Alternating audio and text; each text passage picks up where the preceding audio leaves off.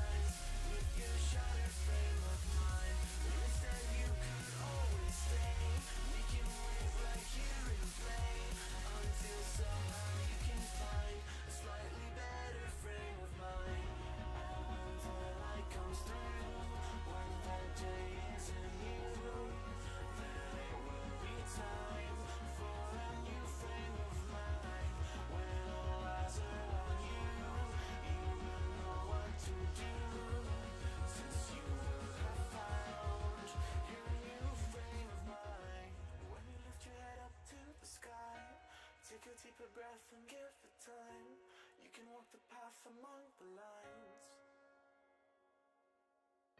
But always know that you'll be safe. I'll be here throughout your days. Come find me and we will play.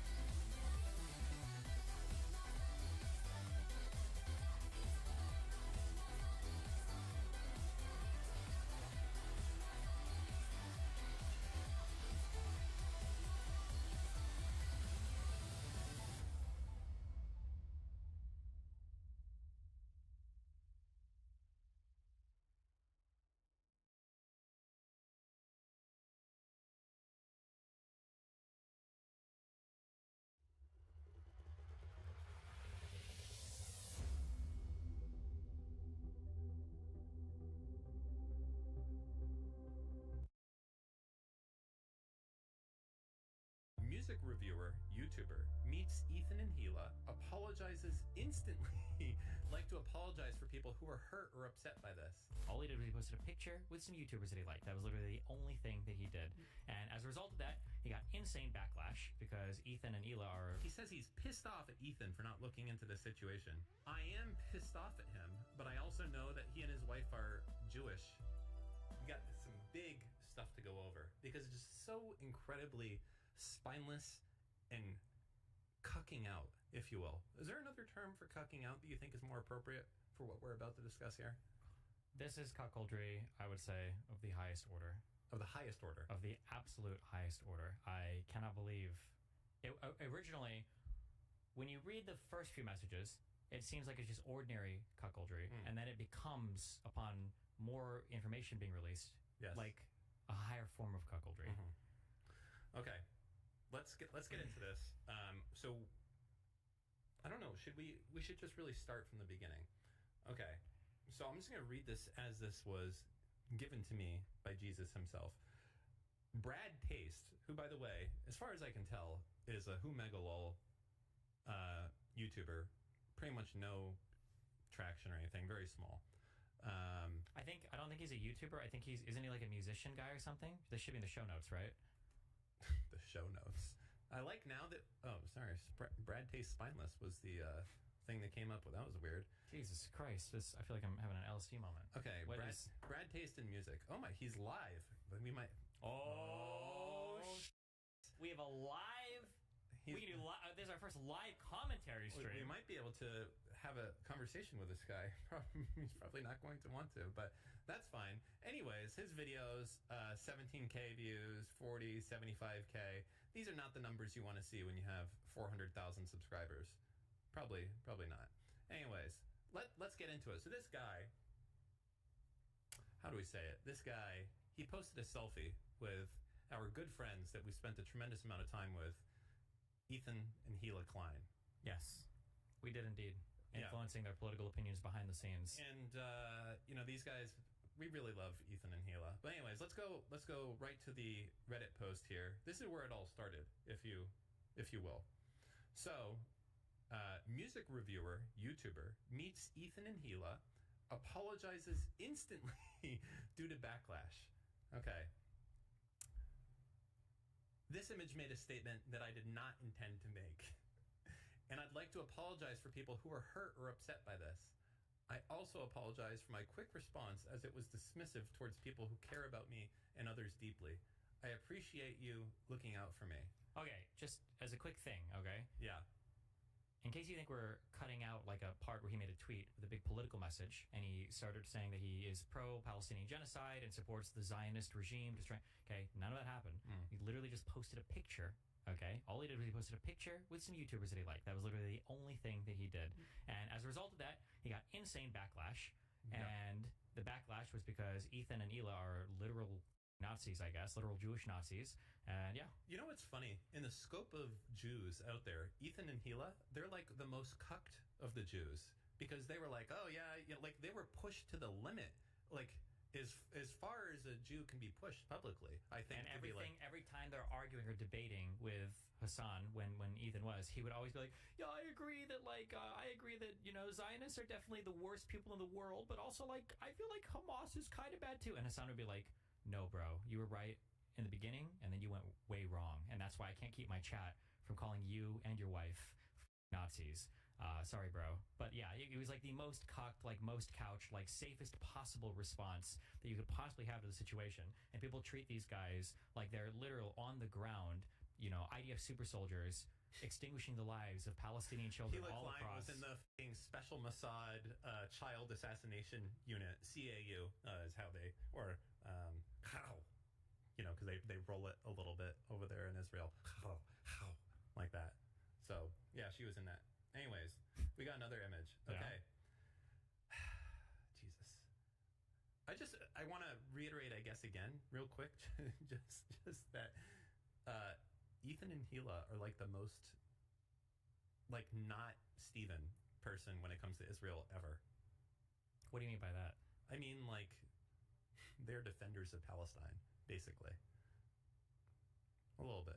Anyways, let's read this. Are you implying that I wouldn't defend Palestine? No, you think I am are you definitely- saying I'm pro-genocide, or are you saying that I am pro-child murder, or I need you to clarify that I statement? think that you would say the might makes right, and the ends justify the means, and that the Jews were there first 2,000 years ago. So in your book, that's what matters the most. I disagree. Okay, I saw that you really quickly tapped the wrong scene there. Real I quick. changed my mind about 120 milliseconds after I tapped the top one. I was like, Yeah. did the camera really go on top? And I was like, could. But actually, you know what? I think I actually went on okay, bottom. Yeah. that's fine. All right, so I'm aware that being around Ethan and Hila at the moment, Hila. Yeah, it's actually Ela. I was going to say. Sorry, I don't. The non-Jews. I didn't want to correct you on it because Yeah. it's like kind of embarrassing. Also, that the that C, you only do the when it's like CH, and it's usually in the middle of words. But if you want to just That's just what we tell the the goyim. the goyim. Oh yeah. Okay. Did you know that you only call them goyim when it's like a Jewish person who's not Oh yeah, like you're actually never supposed adhering? to. You're not supposed to call an honorary, actual but Gentile. you've ascended to honorary status, so I Yeah. can let these secrets be known. I'm to here you. to check your Jew card. That's what they sent me back to do. Exactly. Okay. Right. Earlier we were there with the Swiss Army knife, cutting some stuff. Anyways, okay, I'm aware that being around Ethan and Ela at the moment is very questionable. I wanted to meet them despite people's valid criticisms of them. What the?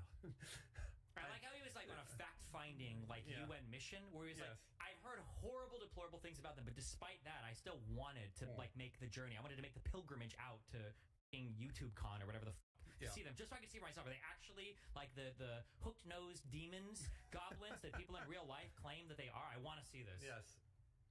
Okay. I'm aware that this is a bad look. Posting a photo with them upset many people. Not the best decision on my part. Literally acting like he took a photo, I guess, with who would be the equivalent of an actual living person that you could take a photo with, that you would actually have to really, because you would take a photo with anyone, I imagine, and not be like, I don't give I'll take a photo with Trump. I'll take a photo with Biden. I'll take a photo with Nick Bernie. Fuentes? Yeah, I would. Who would you not take a photo with? I would take a photo with anybody. I don't give a well, not anyone. I mean, if there's like an actual convicted serial killer, multi-child rapist person or some bullshit. Yeah, pedophiles are out for Yeah. sure. That's not a good look. All right, next slide, please. Serial killer, multi-child rapist person or some bullshit. Why am I hearing myself? What'd you do? not a Good look. Oh, you had the Twitter tab open. Problem solved. Why is it that Twitter decided to replay over and over again? It really wanted to drive home that you should not take photos with pedophiles, which is so weird because there's photos of so many people that have time with Epstein, like Trump. Have you seen the Trump Epstein photos? No, but I know that he's supposedly on those flight logs, but for some reason the Trumples conveniently Why do we leave that out. not care that this is there's so many? It's not hey, here's one photo. No, Because I think the people that care the most about this Epstein shit are all conservative, so why the fuck would they say anything about Trump? It's another time. Look, pink tie, red tie, magenta tie, different time, doesn't count. Okay, younger man. What else we got here? He's there though. He's on them planes. Hold on. Yeah, Wait. Click that second picture. this one. No, I'm sorry. This one. Do you think, okay. Partying with Wait. Epstein. Come Yeah. with me. I'm Hold with on. you. I'm on a journey. Okay. Do you think, hold on. Yes. Oh, we're about to get into some face blindness. No. Hold on. I'm trying to imagine who you were going to say that Jeffrey Epstein looks like. Who are we thinking? On the left, okay? Steve Irwin? A little bit. Just because he's making the face? No, and he's got the hair kind of and the facial features. Okay. Where's chat with me? Are we at 20% approval on that one? Do you have one for Epstein too, or no? Just for Trump?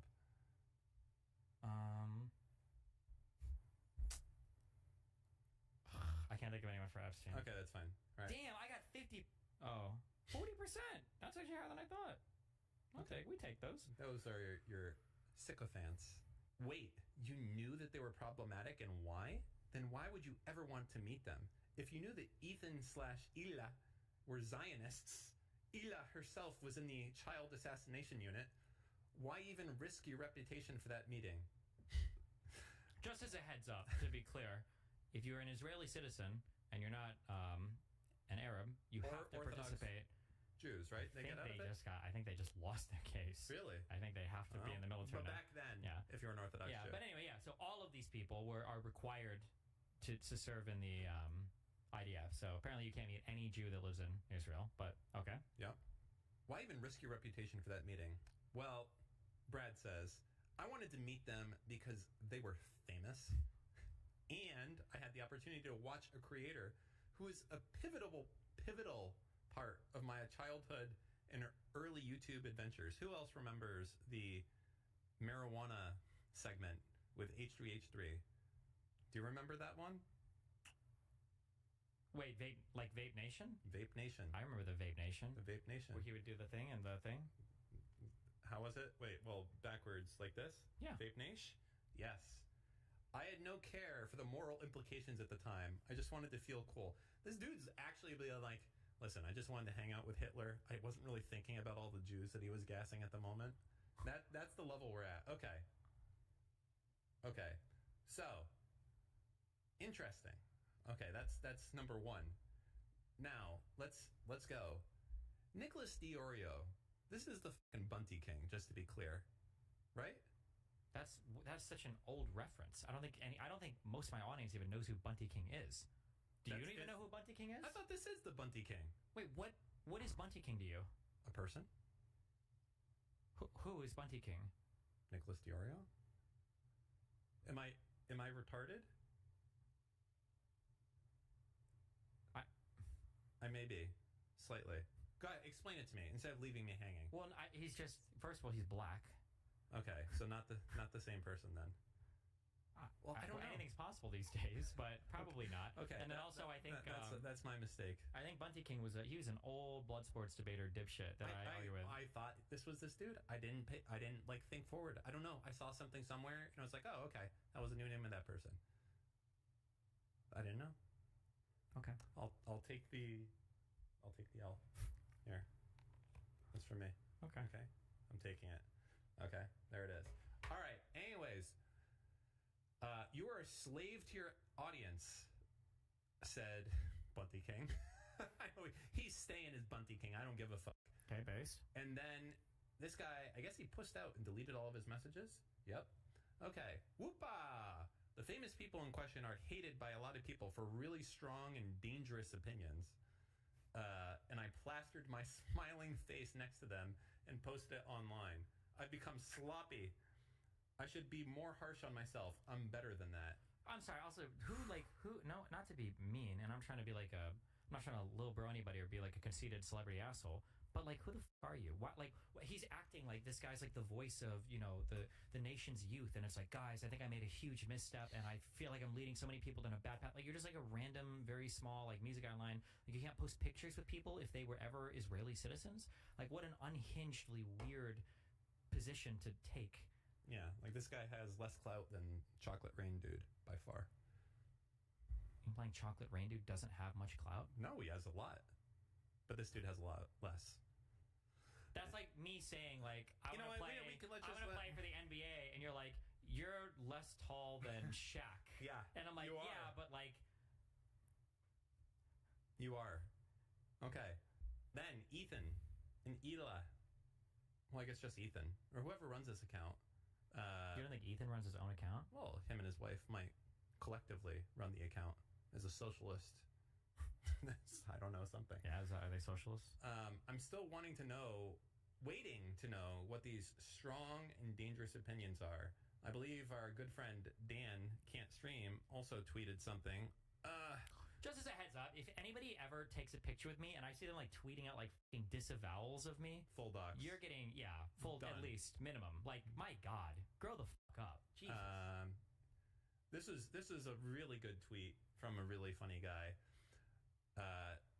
Hopefully you never make the mistake to be pictured with Jews again. See how I did the star? Nice. Yep, very That's nice. Because we don't want them. You don't want to. We don't want them Googling us and finding us. Good right?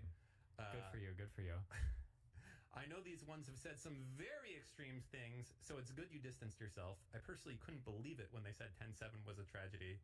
One of them was even born in Israel. Spineless which he is. What an unbelievably strong statement. And I also said it before you. My tweet was before your tweet. Just so. What tweet did I don't even remember tweeting about this, did I? Oh, I think I quoted him because I called him soy. It was like 2 a.m. I don't even care. Yeah, but you saw obviously the superior tweet, and then you're like, okay, well, how can I just take this down a level? All right. Anyways, he admits to cucking out. I feel like if this is going on audio, now I have to start like saying what we're looking at. So now we're looking on the screen at a tweet from Brad Taste saying, "Yes, I backed down and gave up. Call it spineless. I can handle it. Some people calling me a genocide supporter is not something I am fit to ever fucking deal with. You think this makes me happy? Cleaning up this mess? I'd love to be able to take a photo and post it normally." But you can still call him he's a genocide supporter right now. It's just like we're not even on the most cucked part yet. This is still like this is cuckoldry level 1. We haven't even gotten to the advanced cuckoldry yet. Okay. I don't know 100% if this screenshot is real or not. Well, it's been removed. Oh, this is Oh yeah. Why did it get removed? Oh, I should investigate. Who do you think removed it? I bet Foreskin. Hold on, Foreskin removed it. We're gonna find this out right now. 1 second. How do you know it was real? I guess I don't, but a person DM'd me on Twitter the same thing, saying, "Hey, did you see this? This guy tweeted deleted." I guess it could be the same person who DM'd me on Twitter. Could have been the person who posted on Reddit, but You are a sex offender and a sexual abuser. do you think he actually tweeted it? Now I'm wondering, what if the guy that DM'd me on Twitter is the same guy that posted this on the subreddit? We could be doing misinformation, but it's so sweet, the misinfo. It seems like I feel like it seems like something somebody would tweet about. after 32 seconds, this person screenshotted this. Wait, but then people are saying how it feels to spread misinformation. Oh shit! Wait! I should be able to check and see if the screenshot on my Twitter says 32 seconds, right? I suppose. Talk to your people. My people, Shabbat Shalom. I'm coming to you live on this festive Tuesday.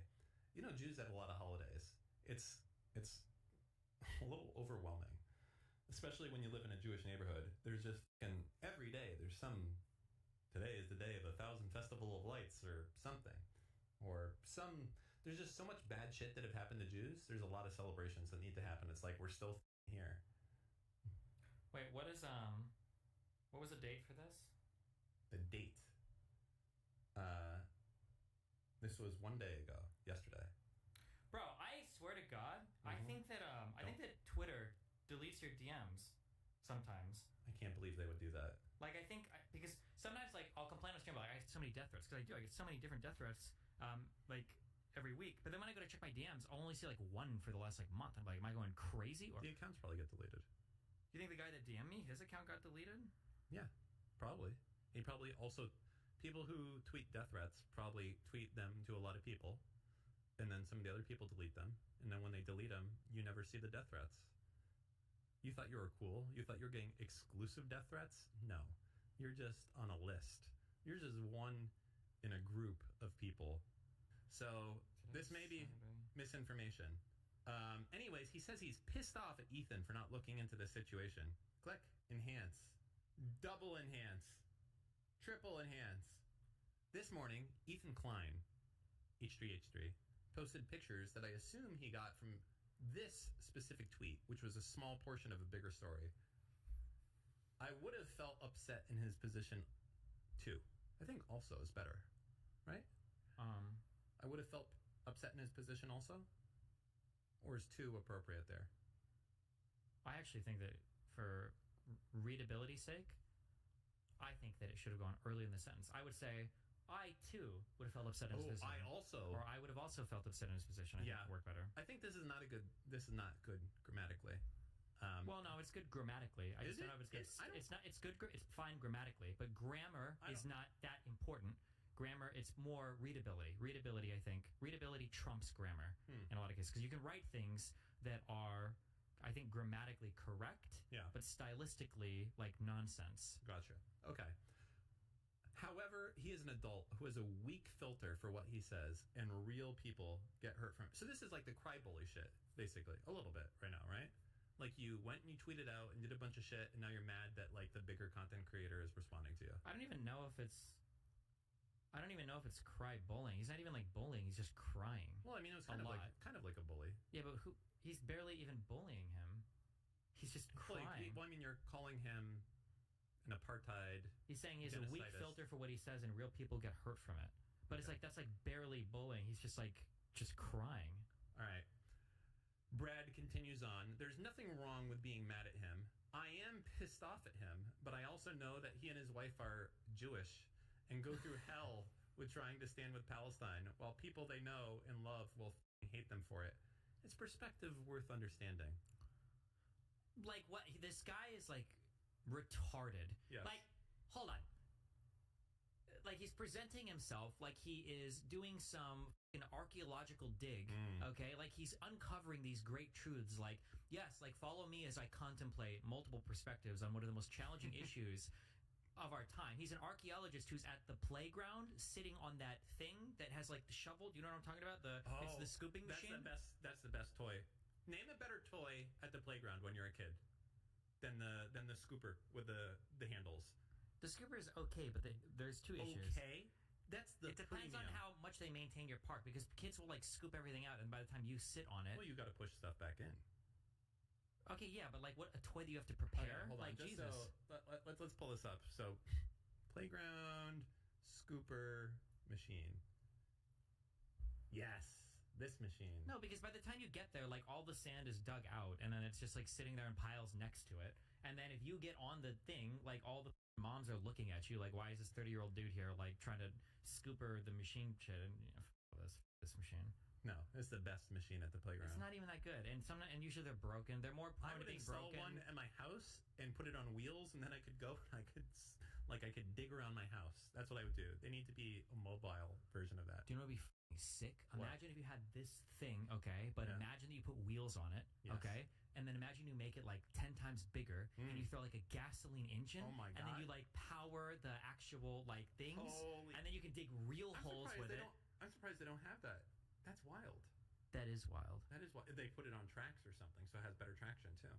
Oh, you mean like, you don't mean put it on tracks, you mean put it on tires that have tracks on them. You up really hard there, I think. No, I mean put it on tracks. I don't think there's any tires. I would just put it, directly metal, okay, metal wheels that have inset things like a tank that grab tracks that move it forward and backwards, almost like a caterpillar. You're looking for the word treads, I think, not tracks. No, I You're looking for the word believe treads. it's tracks. No, I think tracks are what trains go on, which you probably spend a lot of time playing with, and that's why you're mixing it up in your head right now, because you can only remember tracks for your trains. But the boys that played with the tanks call them treads.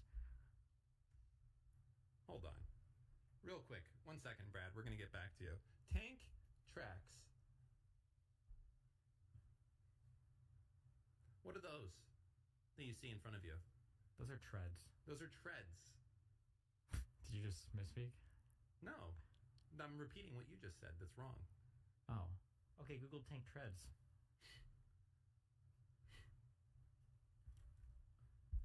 There we go. There's some real. It says track.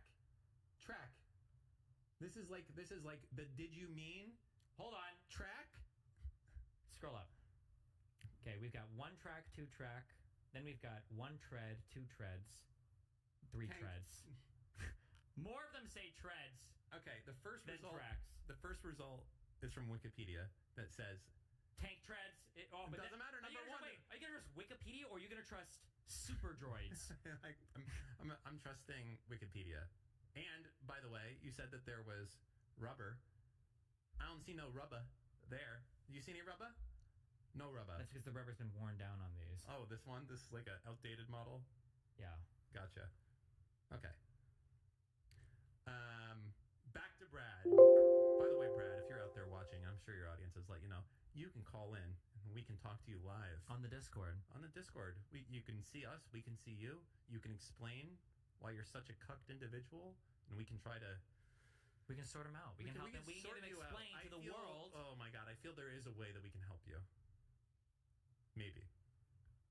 We can give them an opportunity to speak to an audience about the horrible Zionist crimes that Hila and Ethan are responsible True. for. I want to know specifically what crimes they've committed, because I'm unaware. I agree. Okay. Anyways, thanks to those who are actually willing to let me struggle my way through this. I am still pretty pissed off at Ethan for not even looking into this situation before just guilting everyone, but I still want him and Illa to be happy and healthy. Okay. Well, like what? Like as opposed to him, who has looked into the situation extensively, or like does he think they don't know anything? Like they live there for a bit, you know? Yeah. Okay, here we go. We're getting into it. Ready? I was fucking born ready for this. Why don't you read this one out for us?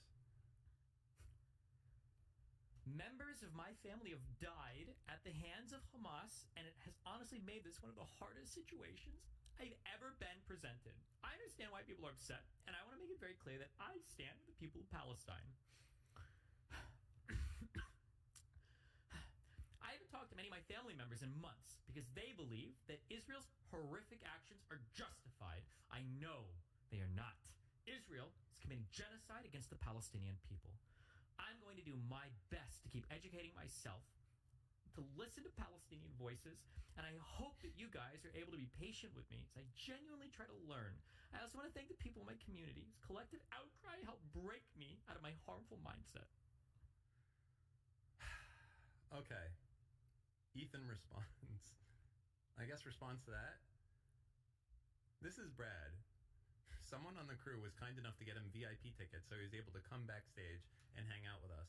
Dude, what the We've never got to hang out with Ethan and Ila besides the secret Jewish cabal meetings, but not like publicly. Nope, true. Pretty cocked. I had the chance to speak with him for a little bit and thought he was a nice guy. Here he is apologizing for taking a photograph with me. Because I'm a Zionist, in quotes. By the way, you see how he has his quotes that go down and then up here? How do you do that on a normal keyboard? That's standard word processing on literally every single can fucking you do that, word Can you do app. that in like a Discord message? Try it. You probably can. It probably does it automatically. I don't think it does. Try it just does the double quotes. Try it. I already know it doesn't. Oh, let's see it then. Do it. Type in a quoted message to somebody. Okay. You are poggers. See? It doesn't do it. It does. It's just really hard to see on this resolution. No. You need 4K to see the... I don't think so. It doesn't do it. Jesus, what did Erudite change your name to? What? Sorry. Just go back to the... I don't get the joke. It's okay. Okay. Whatever it wasn't funny. I feel like I don't know. Okay. You know what? Actually... What? Because I don't get it, and it's a bad joke. It was... Go back. Go back to Discord, you dumb f***. Okay. I'm laughing and I'm saying, what did Erudite change her username to? Yeah. What does it say? N. Because we're in streamer mode. I know. What? How am I getting an L? Because you don't understand. That's a simple retarded. slur That's joke. the worst joke. Just anything with an N is a joke to you? Yeah, that's... Whatever. I'll hold on to it for you. No, that's okay. I'll take it. You're going to earn it back soon enough anyway. You can't pass an unlit L. You know, I'd get a W, but it would never be passed. No, we would never give up those W's. We would start buying our own W's Exactly. and then hoarding them on our side. I bought 3 W's from Amazon. Look at all these W's I have. I'd be like, you don't deserve They're just this. every episode there'd be more W's popping up on each side. They would just sneak their way up during every other shot. Okay. All right, Brad responds to Ethan. Boy, I love this. This is the best drama ever. Brad Slave responds to Ethan. From content creator to content creator, we're basically the same level of status and everything. I genuinely don't understand how anyone is supposed to handle the amount of noise that comes from having any opinion. I think I've seen every single side of this situation to be mad at me for a different reason. I'm either doing too much or not enough, and trying to make everyone happy is killing me. Hey, here's like a quick tip. Why not be an actual person with actual opinions and beliefs instead of being a cucked, spineless who's trying to fit himself into whatever mold every single random dipshit moron on the internet is trying to make you fit into? Why not actually have like some character, some principles, some values, some shit you stand for, instead of trying to please everybody? You know what you should do right now? You should ask this guy if he likes dogs or cats more. He won't answer the question, because if he does it, he's going to upset half his fan base. Absolutely true. What a cuck. Okay, let's keep going. Online leftists continue to attack Ethan. I can't believe they've done this. Oh, this one's been removed also. Wait, who removed the last one? Why can't we see it? Shouldn't you be able to see it if you're a mod? Yeah, you have to go to the moderation log, but we don't want them to see. Okay. Oh, this is a spicy one. When you've done more for the Palestinian cause than 99% of Twitter and Reddit lefties, but you're not mentally ill enough to set yourself on fire so it doesn't count. Okay. It's because it's a cross post. We're not allowed to do those, I think. Oh, those are banned. Okay. Also, it's tasteless. All right. All right. That's it. That's all we got. Listen. You're never going to be able to appease everyone. It's just a fact of life. Your audience will have to accept that you like cats more than dogs, or dogs more than cats. They'll have to accept that you don't like their sports team, that you don't agree with them on abortion, that you don't agree with them on X, Y, and Z. You cannot appease them all. And in the words of the most wise Peterson, Jordan, doctor, let's pull it up. Let's pull up the quote. Jordan Peterson, appeasement. This is the only smart thing. Actually, he's probably said other smart things. Don't you have that smile on your face. Why? Don't do it. That's bullying. Is what you're doing right now. I didn't do or say. Do I ever bully you for having a? Do I ever bully you for having a lisp that you work to correct? How many times have I done it? I don't think you would ever bully me for having a lisp, and that's why I'm so thankful that you're the coolest You know what you guy. are? You're a bad person. I see it now. But anyways, back to Dr. Jordan Peterson. You'll be held to a higher and higher and soon impossible to maintain ethical standards by the very mob you currently wish to please. Then you will make a mistake and they will devour you with glee. Please take this warning seriously. I liked you. And you know what's the best part about this? You know who this is to? Who did he tweet that at? To H3H3. That's right. To that man himself. He's the actual prophet, the divine. He saw and he spoke. Anyways, this should probably be I don't know. It should definitely be taken home. Well, anyways, that's that. That's the situation. This guy, super cucked out. It's especially weird considering apparently, oh my God, what's going on? There's a lot of stuff there. Anyways, it's apparently very weird because he's saying he has family killed by Hamas. That seems like that's like the next level. Feels of like this it kind of makes stuff. you the ultimate fucking cuck if you are. A little bit, yeah. I mean, they would say like, oh, like so many Palestinians have been killed. Yeah, it's like Ethan and Ila did not do any of that. You're basically just saying, I'm sorry that I took a photo with some Jews. I'll try to learn from this event. Basically, and, moving forward, I promise to really think about the Palestinian struggle before I ever talk with, interact with, do business with, be seen with a Jew. It's just not good. Not good. We have some political stuff to go over. Biden versus Trump debate. I saw something today. Listen, you know what the solution is? It's the perfect solution. Oh boy. You already know what I'm going to say, don't you?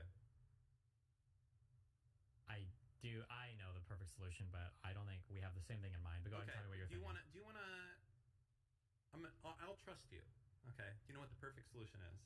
I'm going to see. I know the best meme in the world would be, and it would be you should be on the Patreon at patreon.com/anything else, and you get the full video instead of the giga-cucked version.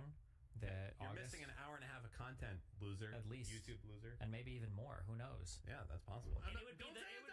I won't. But I will say that meme would be election destroying. But that's not what's happening, unfortunately. Okay. My meme is that he needs a new VP coming in. Jesus Christ. A new vice president? I don't think that can ever be, but okay. Why not? There has been, I believe, an occasion where the VP has been changed.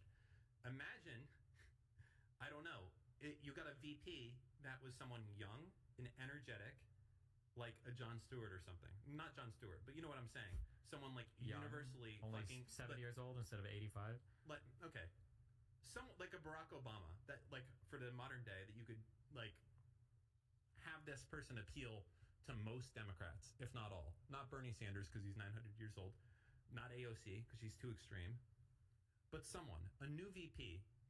And the idea basically would be passively that as soon as the election was over, Biden would step down and the VP would become the president. That's how you keep Biden on the ticket, and that's how you get a fuckload of votes, is you have, like, you know, basically Jon Stewart become his new VP. And you got to get Kamala on board. I mean, at that point, why not just, like, just swap out presidential candidates if that's what you're going to do? I think it's too late to do it. Do you think that there's any chance it'll happen? That they'll actually change Biden with someone? I can't imagine. The thing is that what people don't realize, I say this, I mean, I guess they could. If the polls swing bad enough, they will. But what people don't realize, this is true in business, it's true in politics, it's true in almost anything. People like stability and predictability. I think that unless Biden slides like 10 plus fucking points or whatever, I don't think they're going to gamble on what is a total gamble on an entirely new candidate. People like to say, I brought this up over and over on stream, people like to say, like, oh no, like Gavin Newsom would be so cool, or oh, this one guy would be so good.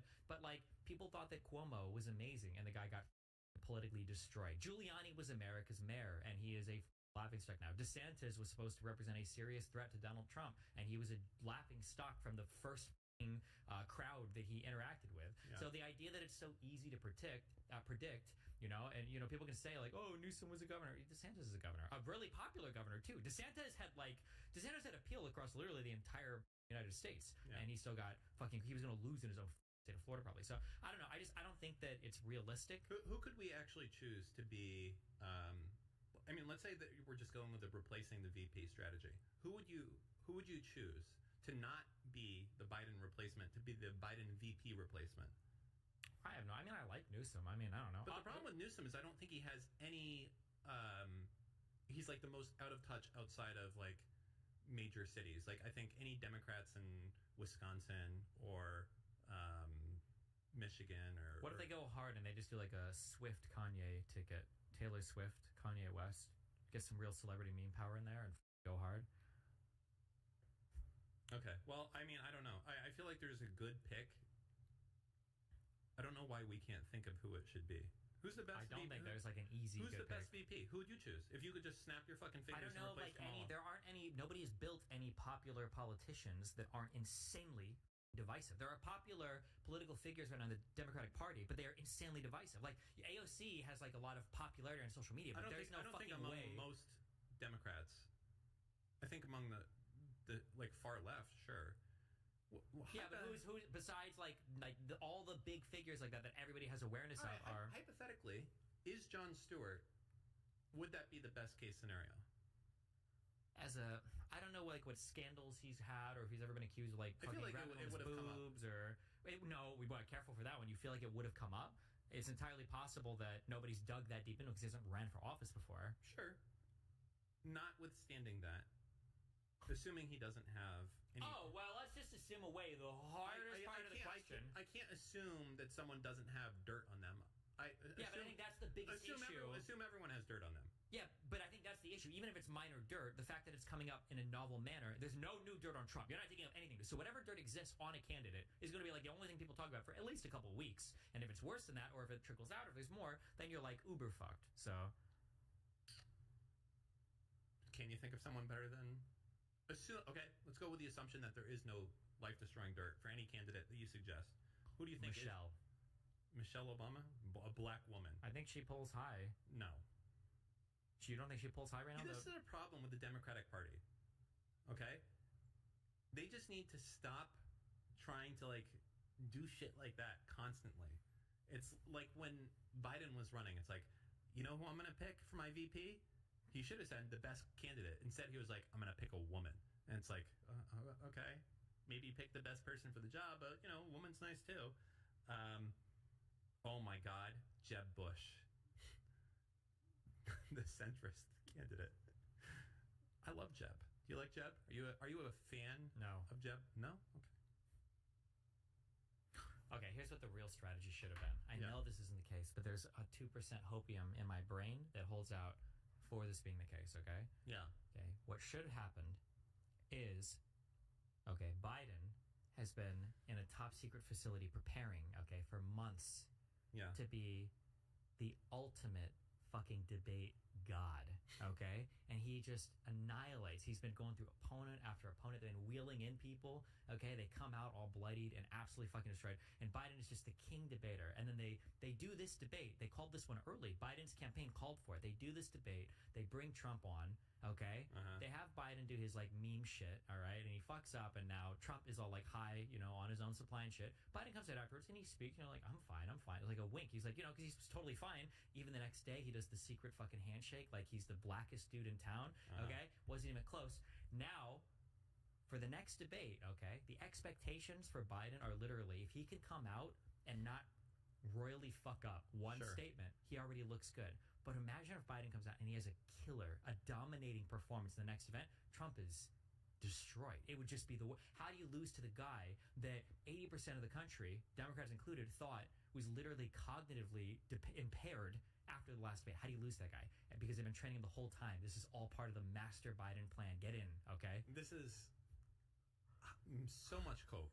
But then again, I did see the video of Biden the next day, and he looked fine. Like, what the Maybe they just need to do the debates earlier in the day.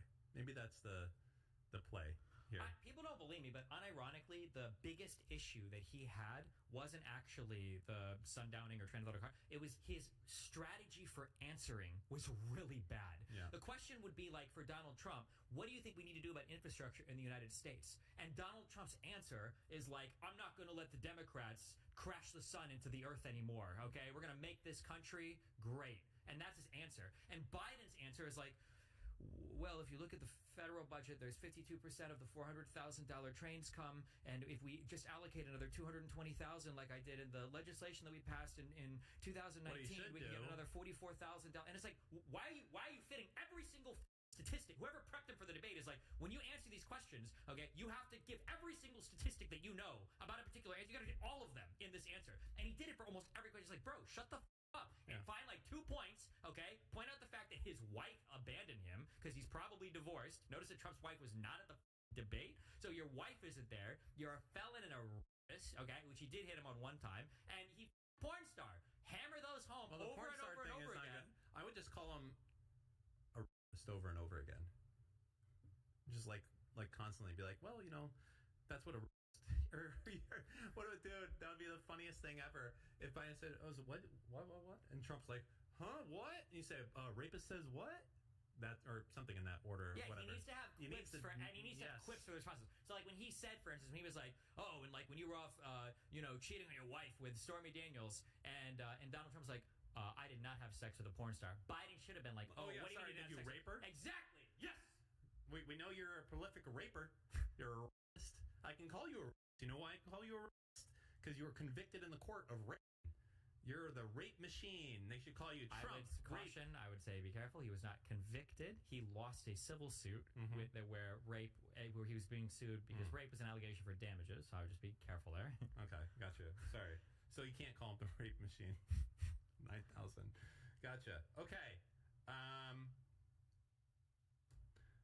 There was the dude who said that debate performance never matters. Who's that guy? It's like this one dipshit that's called every election. I think you're talking about Nate Silver, but I'm pretty sure. No, not Nate Silver. Oh. It's some other dipshit. Some dipshit. I think everybody has said this, that the polling shows that debates don't really move people much. Who has called every election except one. I mean, if we go by, I was going to say we go by results. If you go by debate results, if we go by results, Trump is way up. True. Yeah. Actually true. But if you go by debate results, I'm pretty sure that Hillary Clinton annihilated Trump in like every debate. But people thought that Trump won because he had like quips and that was it. Yeah. Okay. You were Googling something. What'd you Google for us? I'm trying to find this dude. There's this dude who's maybe I should remove dude. Guy who has called every election except one, says debate doesn't matter. Oh, you're talking about the keys to the White House guy. Search for that dude. Oh, and this guy said, I've changed my mind. This week's debate does matter. This guy. Yes, this is the dude. Here we go. 2x speed. Why talk politics when I can check in with the best distinguished professor of American history at American University? So, what's your take on the state of play? Yeah, quickly, I would say 10 out of 10 because 2000 was a stolen election. Why are you 2xing a video on where we're doing a show? Put 1.5 at the most. Sorry, I think that fast. I'm sure you do. I would go 3x if I could on this. Can you stop pausing the video on his face? What? How am I supposed to pause it? It's sorry. Press play. Black voters, I proved in my report to the United States Commission on Civil Rights, which is still on their website. But let's not quibble about that. So, Do your node setups in is take the polls and the pundits and do to their real time without having to render the entire scene. Do your node setups that allow you to preview. Node preview is an add-on that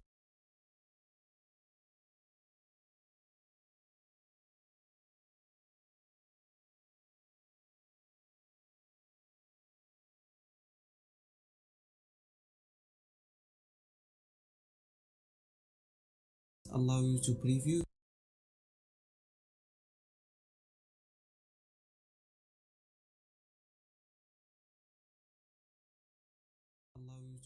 your node setups.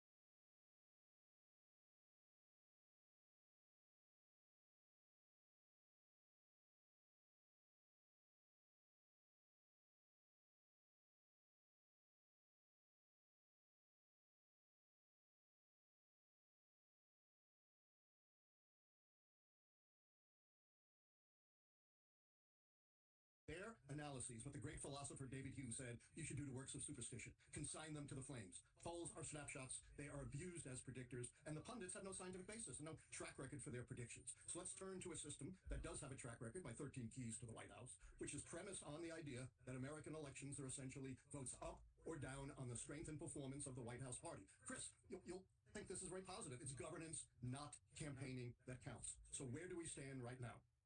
6 of these keys would have to go against the White House party, that's Joe Biden, to predict their defeat.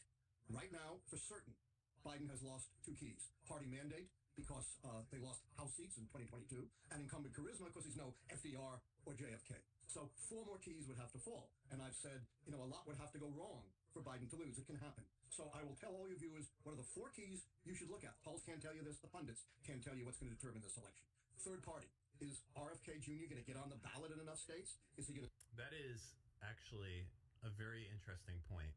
RFK, I believe, takes way more voters away from Republicans than he does from Democrats. You underestimate. Stupidity is not consigned to a single party, unfortunately. I understand that, but I understand. What was that? What was that? I just heard a thing call out the time. Do you have any idea what that was? That was your thing. That was your iPad telling you what time it was. No, it wasn't. It was. What? It's not. First of all, it's not 9 p.m. It's 8:02 p.m. So it sounded like it was something reading out like a future alarm. Curious. Say it again. What was it? RFK takes more from Republicans than he does from Democrats. I'm not saying he doesn't take anyone from Democrats. I'm saying that his message resonates stronger, especially the anti-vaccine message, with Republicans than it does with Democrats. If I was in charge of Democratic policy, I would be driving money to RFK's campaign, unironically, I think. How do you feel about that? And also trying to, I don't know, dissuade the Green Party from running. The Green Party fucks things up. You want to give money to the Libertarian Party, and you want to give money to RFK. That's what you want to do. Yeah? Yeah. Okay. I don't think that sounds like a risky strategy. Really? The last time I looked at this, I think it was like 2 months ago, it looked like RFK was drawing pretty evenly for both parties. I don't know what that's up to now. I feel like I've seen him polling as high as 10%, but there's no way that's real. But maybe it is. But maybe. I don't know. I get a lot of people in my chat that'll come into my chat. They'll be like, "Oh, what do you think about like RFK?" And I'm like, I don't know how you could ever. I don't know what they've seen of him to make them like him. I truly have no idea. Isn't the idea that you would push, as the Democrats, you would push exclusivity towards messages that would only resonate with Republican voters? So it'd be like, hey, listen, we're a super PAC that's funded by Democrats, and we're going to push RFK, but we're only going to push on issues that we know that won't sway Democratic voters. So we're going to push you heavy on the statements you've made about anti-vaccine. We're going to push you heavy on the statements you've made about X, Y, or Z, stuff that Democrats are going to want. It would have to be stuff that he can attack Trump over. I feel like Trump is most vulnerable. I feel like one big vulnerability would be on gun rights. Trump passed anti-gun legislation. Obama never did. That was a big deal that Trump did that. And I think some voters were really mad at him, but I think they've forgotten that. I think you could harp on that quite a bit. You could, except for the fact that Biden, I think they did the, what do you call it? The SBR shit. Short barrel rifle stuff? The pistol brace law that under Biden's tenure went into place, which was basically like you used to be able to go and buy effectively an SBR, but it wasn't an SBR because it was designed to be shot with one hand, but everyone who was buying it wasn't using it with that purpose. Everyone was shouldering it and using it here. I don't know what the fuck you're talking about. Are you saying Biden banned this, or? Well, this was under Biden's tenure. Here, I'll pull it up. Yeah, but I don't know if that was like a law. I don't think that was like a law. Exactly. It wasn't a law. It was the ATF under Biden's administration. But I think Trump literally used an executive order to ban bump stocks. Did he not? Somebody look that up. This is what we're talking about right here. So this is like not an SBR, but no one uses it like this. That's the problem. Everyone shoulders this and uses it like, how you would imagine. Like it looks like a normal. I shoot it like that. You shoot everything one-handed like that, including shotguns. Okay. You're just a pussy. Really? You're a pussy ass bitch. Okay. That's not very nice. Okay. Well, whatever. That is what it is. It's fine. What was the whole point of that side thing?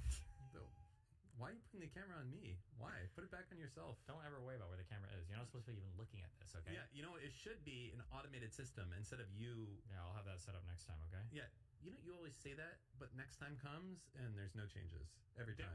There's no changes. We have consistent audio. We've got consistent video. We've got all of our fucking monitor shit hooked up. We've literally we're broadcasting to 3 platforms. The bar we started is very on low. time today. Okay, we've got everything is configured now. Okay, no gotcha. major issues. Okay, Except for the Twitter audio replaying. I don't know why the Twitter video randomly played. That was a request that you made.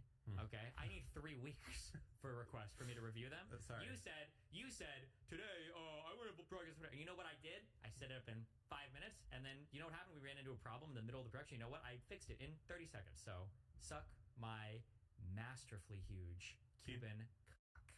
You don't say penis, huh? Seems weird to say it.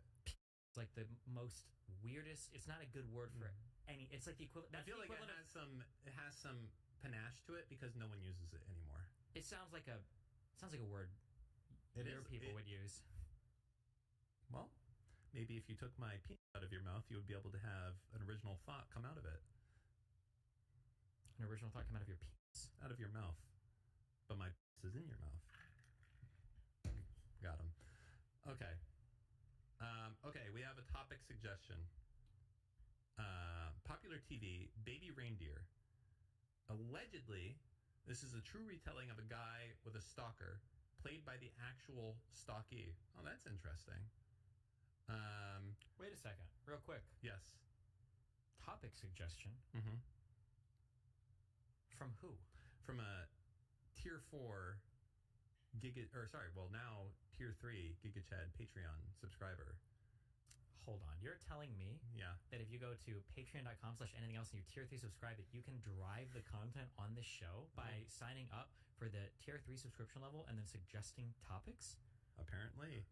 I haven't seen this show, but believe me, I'm about to watch some trailers. I'm going to learn. That's unbelievable. Let's go back. Let's continue. It's unbelievable. Okay, so this show, which apparently is very popular, called Baby Reindeer, it's a true retelling of a guy who has a stalker. And what's notable here is that the dude is played by the actual stalkee. Is that a correct word? Stalkee? Anyways, I think like you would say like, hey, I'm stalky. That's S-T-O-C-K-Y. Anyways, the show is an 8 out of 10, and the people online figured out who the stalker was and started harassing her. She decided to tell her side. What did you just change the camera to? I'm not even touching the camera. I heard the tap.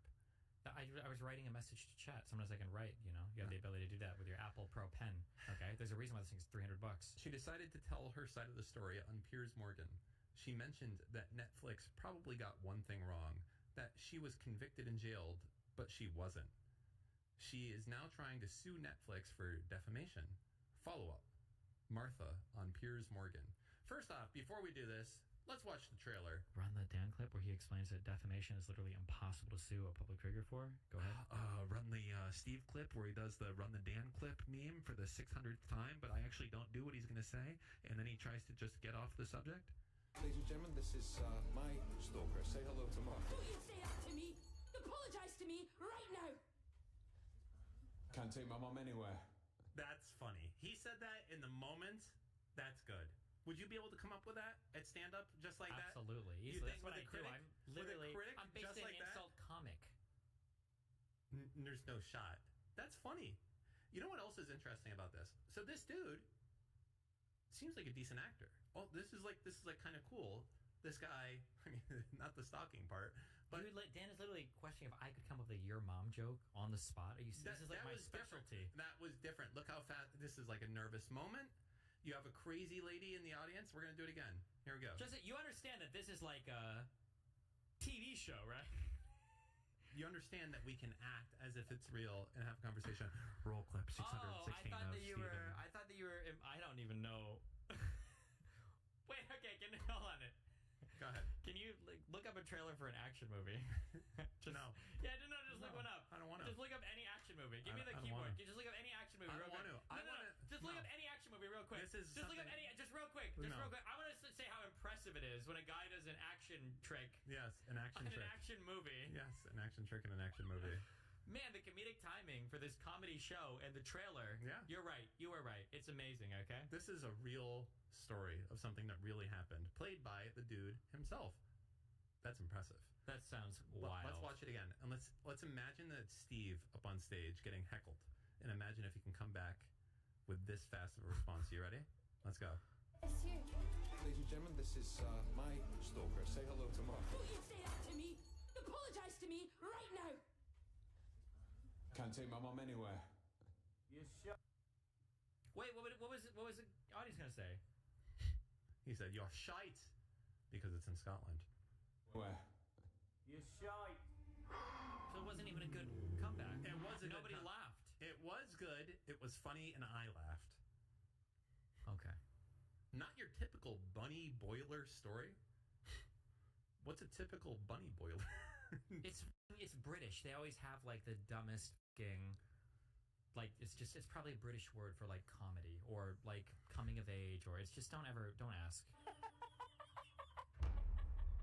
Okay.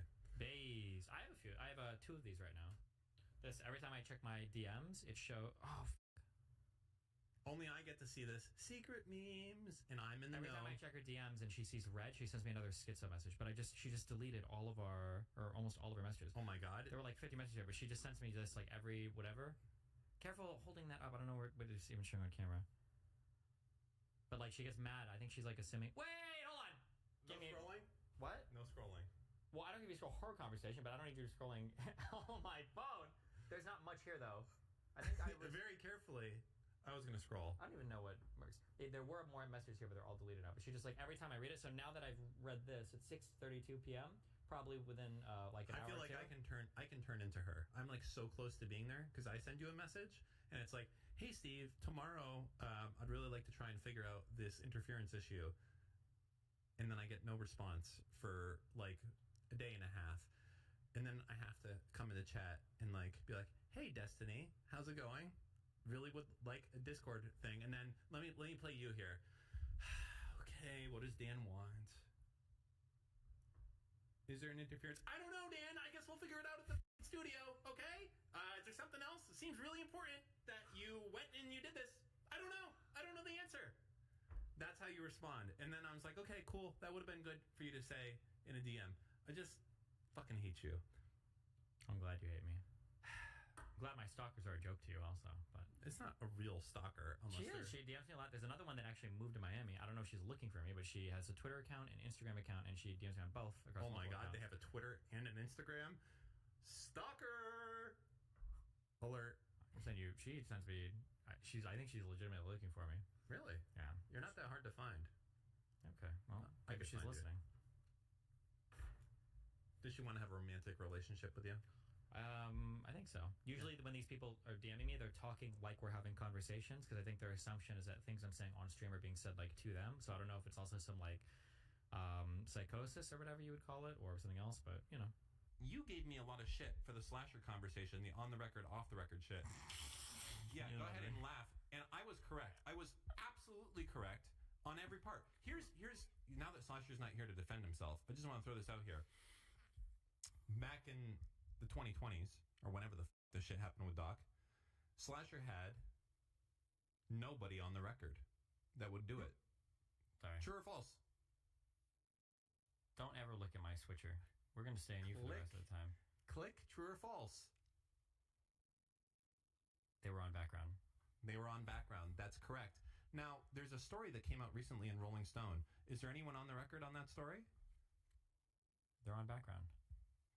Okay. No, wait, there is a Twitch employee, ex-employee on record. Really? There is no one on the record today. Wait, then who is the person that they named that they have quotes from in the article? There is no one. They don't have any quotes. They have quotes from Slasher. Really? Wait, hold on. You want to pull up the article? Yeah. Okay. Why don't we go ahead and let's do that. Why don't we go ahead and do that? Okay. Bloomberg, doctor, pedophile. Yeah. Just go ahead and search that up. Okay. Bloomberg reports Doc was allegedly banned for sexual. Okay. Click. Oh, Bloomberg is Rolling Stone now? Would you like to switch to the Rolling Stone one? Well, you said Rolling Stone, so I prefer if we go with the one that you actually, Okay. Said. Yeah. Rolling Stone, He's pedophile, walking right into my train. doctor. He has no idea what he's talking about right now. I've read this article from top to bottom. He's completely lost disrespect. here. Get ready for the Click. Get ready for the excuses. I can hear you, but It's it gonna be means fucking nothing because you're done. humiliating. He's about All to right, be humiliated. so- Oh my god, what's this code gonna be? Yeah. What are we looking for here? A source said? We're looking for a named source, an on-the-record source. Scroll it down a little. Okay. I see Guy Beam. Is he the source? No, not yet. Scroll down a little bit more. Okay. Wait. Scroll down a little bit more. Mm-hmm. Scroll down a little bit more. Yep. A little bit more. Scroll down a little bit more. What about Cody Connors? What about him? He's mentioned right up here as making a fucking tweet. Is that what we're... That ex-Twitch employee down there is a new guy who's on the record background. He's not on the record or background. Then This who's is- being quoted down there? The ex-Twitch employee. They're quoting a tweet. No, down at the bottom, the ex-Twitch employee. That's who they're quoting now, who wouldn't be quoted before. That one. Yeah, what's the name of this person? Their ex-Twitch employee. Bro, fuck you, man. Nothing has changed. That's all I was saying. Before that guy didn't want to go on background. He still isn't on the record. No, he is. He's on the record, so what's his name? He's being quoted. He's on background. I hate you so much. Here, my big issue was that back then, Slasher knew firsthand from the guy, probably like the biggest in charge of running the Dr. Disrespect pedophile allegation squad or whatever. And just because he couldn't get any documents or something, he didn't run with it. And what I'm saying is he should have did it. Said, I know this guy's not lying to me. YOLO, on background. I'm running it. No different than today. Damn. There still isn't a source today. There is no one that Twitch that's saying shit. Yeah, but back then he only had secondhand information. But now He got had people firsthand. He had firsthand. Oh, really? He had said firsthand he did. information? Yes, he said he did. Back then he said he had firsthand information? You sure about He that? told us that he had firsthand information. I don't think so. I think he said he only had secondhand information. He had information from the people that ran the team. Why don't you go and pull that up then? You want me to pull up the entire VOD of us talking? Oh, so you don't have a source. Debate one. I was in the conversation. Debate. I asked him point blank. Crushed.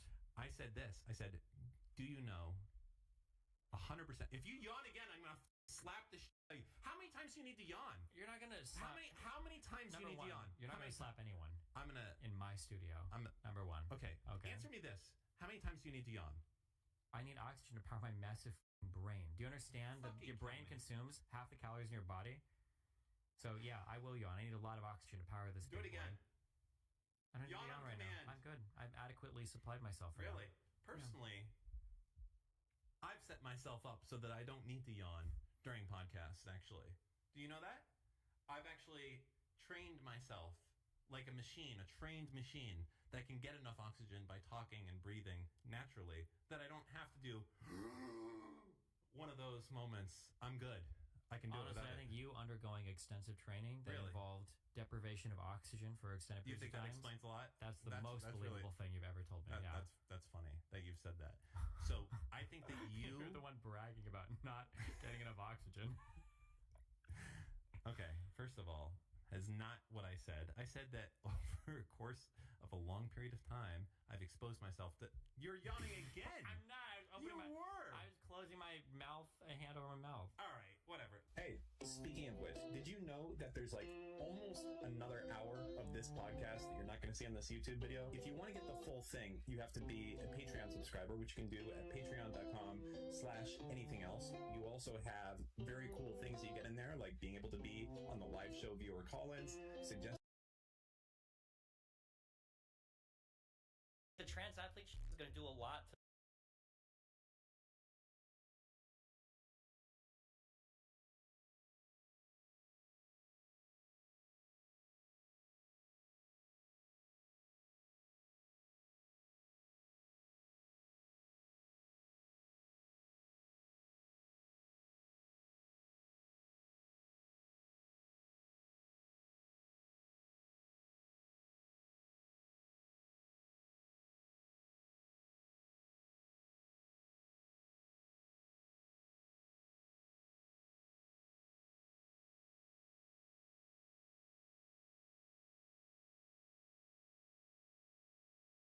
I just cancelled my Adobe subscription after many years as a customer, and so should you. Because Adobe is a pathetic company. Adobe wants to steal your work, Adobe wants to use it to train their AI data, and then Adobe wants to sell that AI data to make lots and lots of money to replace the work of the content creators that it's stealing the data from. Now, there is a lot to unpack in this story. Trust me, it's going to be good and it's going to be unfiltered. Get yourself a bag of popcorn and let's start at the beginning. A couple of weeks ago, Adobe came out and published this notice for all Adobe users logging into their Creative Cloud accounts.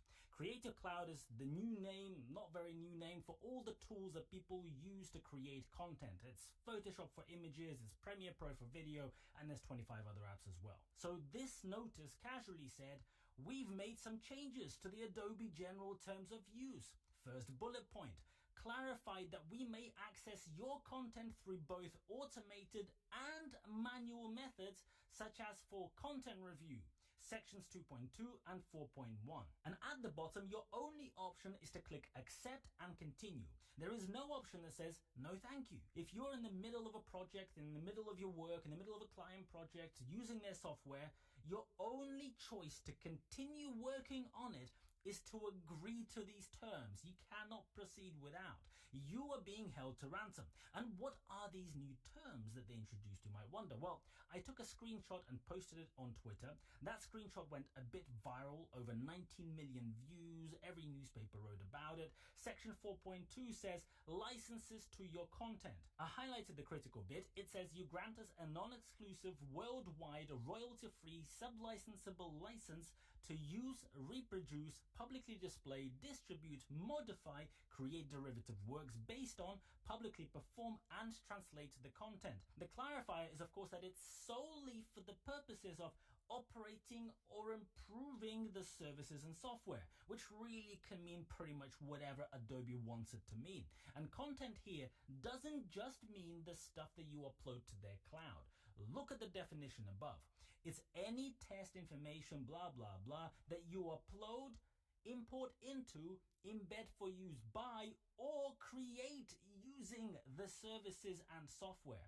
So in this section, if you edit a private video or a private photo on your laptop and you created it using Adobe software, then according to these terms, Adobe owns a license to do pretty much whatever it is that they want with it. According to this, if you go and buy a paintbrush from the shop, then the shop owns a perpetual license to do whatever they want with any painting you draw using that paintbrush. Now, those terms and conditions actually went live in February, but Adobe chose not to tell their users about this change until June. That, of course, was not at all intentional. Just a slight oversight happens all the time. But the worst bit is that these specific clauses were not even particularly new. Nobody knew about them, but they've been there since 2022, 2 years ago. They just didn't tell their users who have been using their software that they added some clauses that allow Adobe to steal your work and use it for commercial gain. I started my YouTube channel back in March 2020.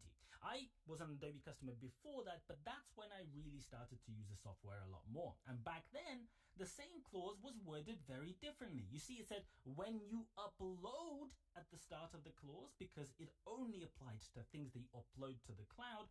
And at the end, it said as needed in response to user-driven actions. So they deleted those bits because it gives them the right to spy on the content on your computer, not just the stuff you upload. Otherwise, why would you delete that bit, right? And then they also spy on it without user-driven action, aka without you having to specifically give them the authorization, just whenever the fuck it is that they want. So I was very pissed off, naturally. So were many other people. I have cancelled my company's account, and I suspect so did many others. And that sent Adobe into panic. Here is what happened next. Adobe decided that the best mitigation strategy against this crisis is gaslighting and lying. Of course, they said, we recently made an update to our terms of use with the goal of providing more clarity on a few specific areas. We have received a number of questions resulting from this update and want to provide some clarity. There is a lot of drivel in here, but the best bit is this.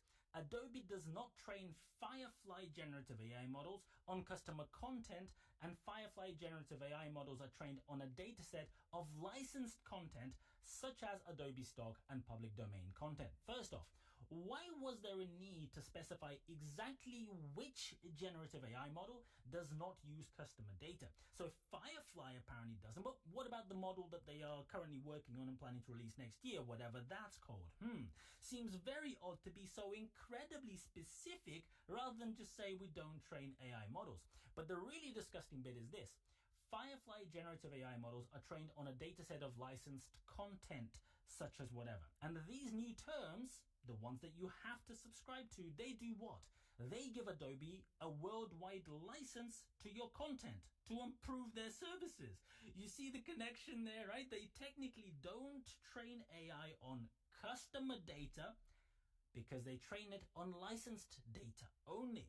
And by agreeing to these terms, you agree to them having a license to your data, including private data on your laptop, of course. Adobe then put out a blog post gaslighting their customers and saying that this is all a huge misunderstanding. You see, everyone is just overreacting. People don't know how to read. They're so dumb. We're just so stupid.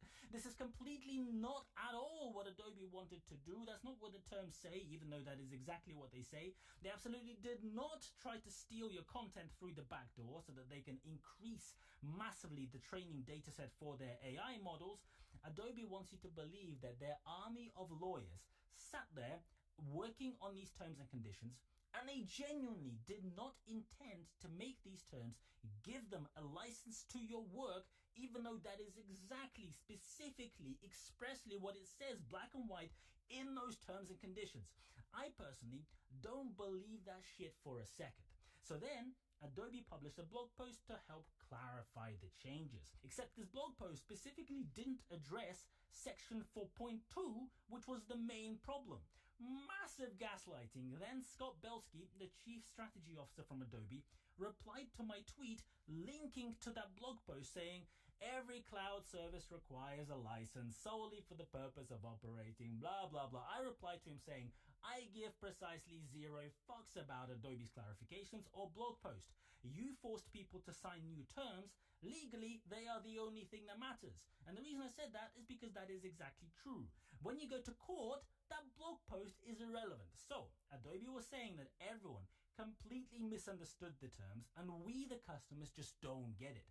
But then on June 18th, Adobe went and completely changed their terms and conditions again. They expanded that one paragraph into a huge section and at the end added this bit. What Adobe does not do.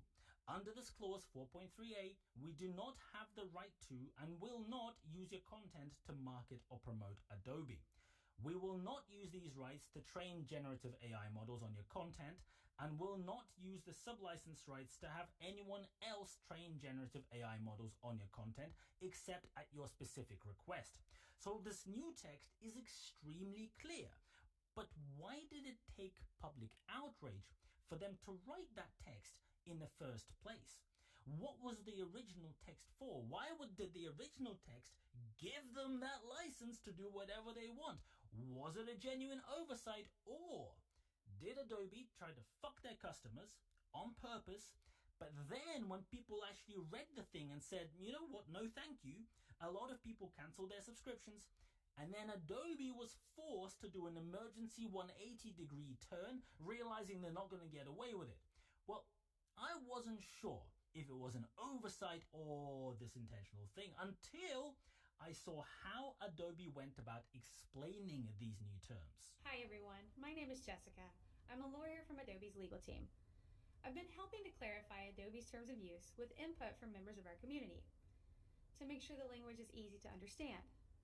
We know sometimes legal language only makes sense to lawyers, so I want to take a few minutes now to walk you through what has changed in this new update. Oh, thank fuck we have a lawyer from Adobe explaining complicated lawyery things to us dimwits who can't read. How patronizing can you get? A few things haven't changed at all.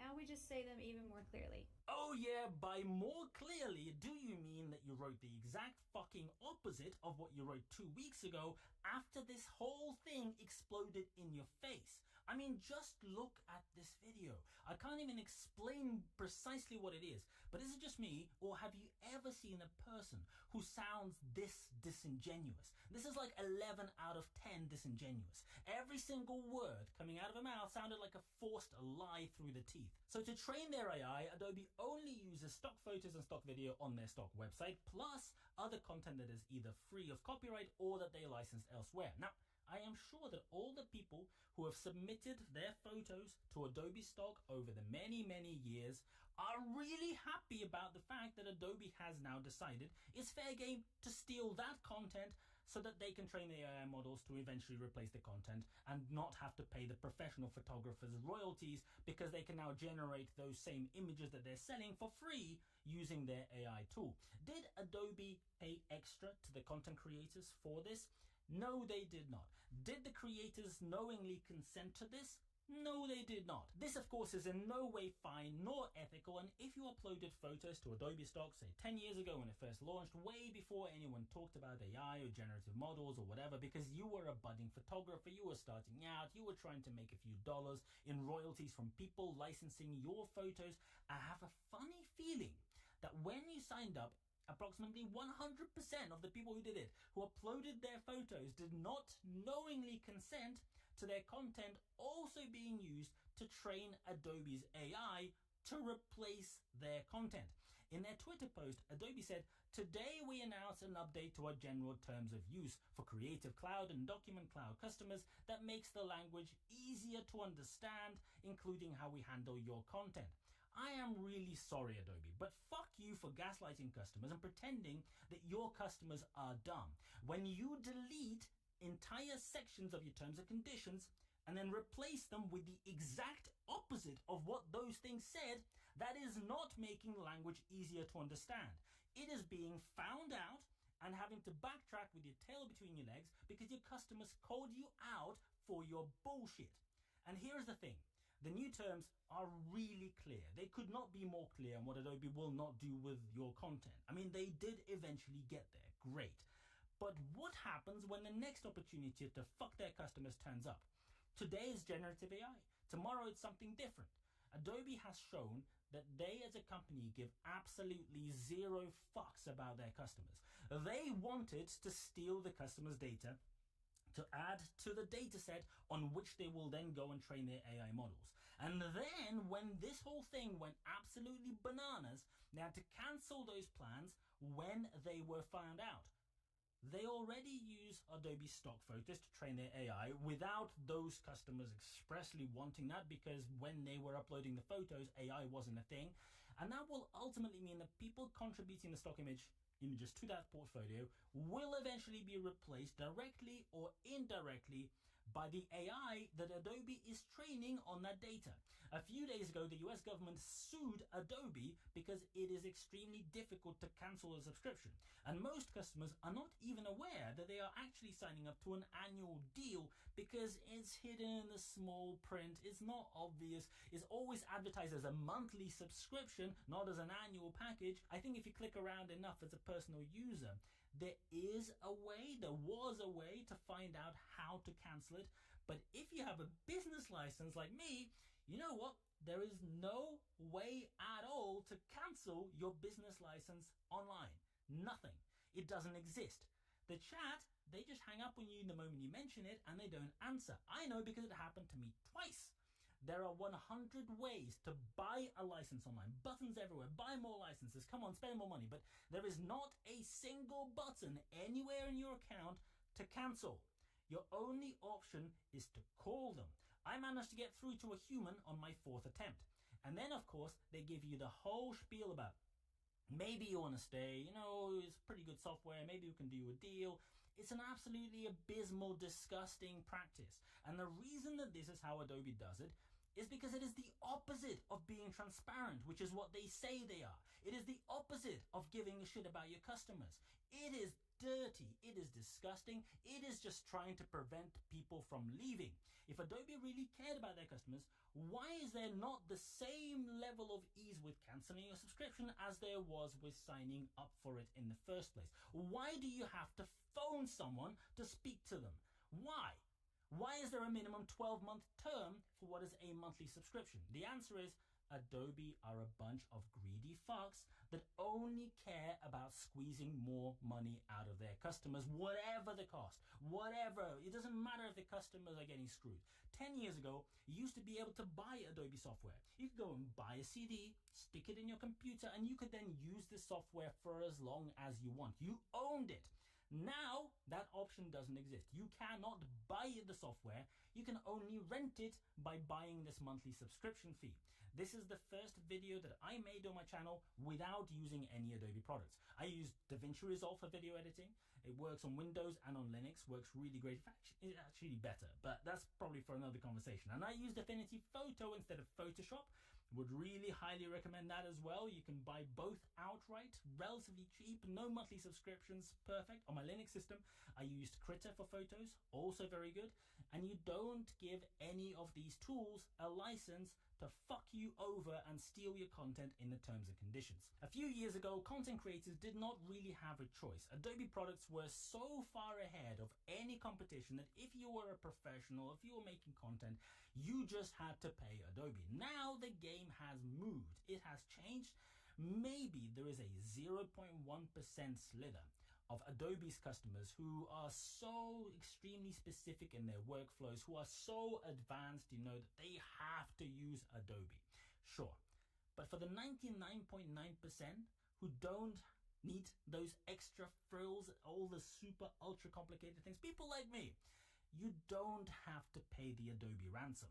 I think it's patently clear that if there is any opportunity tomorrow for Adobe to make some extra money by screwing their customers in a new way that hasn't been thought up of yet, Adobe will not miss that opportunity. There are lots of great tools out there. Go and try them out. Use whichever one it is that you prefer, and thank me later when you buy yourself a few bottles of wine every month instead of paying that monthly subscription.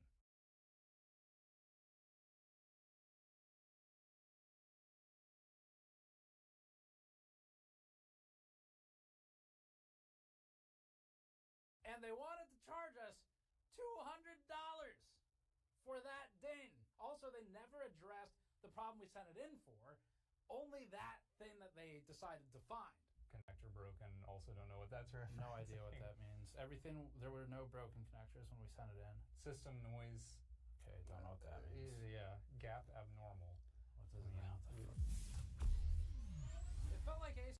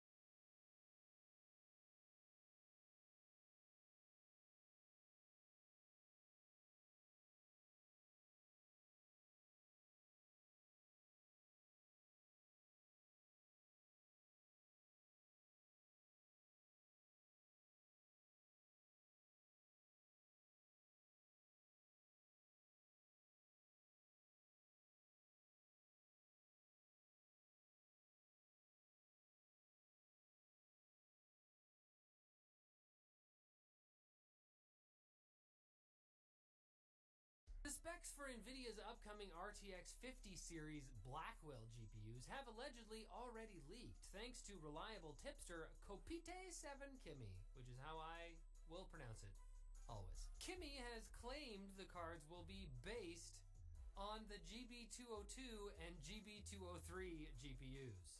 I don't know what their opinions will be, but we'll see. The latter is expected to be a cut-down version of the former with half the number of cores. On top of that, the cards may be the first to feature GDDR7 memory. Specifically, the memory speed will cap out at 28 gigabits per second, which is lower than the published specifications for the next-gen memory, but still faster than GDDR6X's maximum speed. This detail seems the most solid, while Kimi has seemed to flip-flop on memory bus width. The tipster now says the GB202 will sport a 512-bit memory bus, but previously hinted it would come with the same 384-bit interface the 4090 has. But if all this gaming GPU news tricked you into thinking that NVIDIA cares about those again, I'm sorry, AI is still Jensen's favorite child. CEO Jensen Huang has implied the company's next-gen DGX AI servers will be liquid-cooled, perhaps to deal with extra heat due to increased power consumption. Now, this wouldn't be the only hot water NVIDIA's AI has created. Team Green is being sued by 3 authors who claim their copyrighted works were used without permission to train the company's Nemo AI platform. With this lawsuit, NVIDIA joins the list of AI companies sued for copyright infringement. Companies like every other AI company. It's a rite of passage, really. AGI will emerge from the fire of being sued constantly. From Team Green over to Team Red now, AMD has made major changes to the FreeSync certification process. In a community announcement, the company stated they would be increasing the required maximum refresh rate a monitor needs to support in order to be FreeSync certified. Originally, monitors and TVs only needed a maximum refresh rate of 40 to 60 Hz to get a basic FreeSync stamp.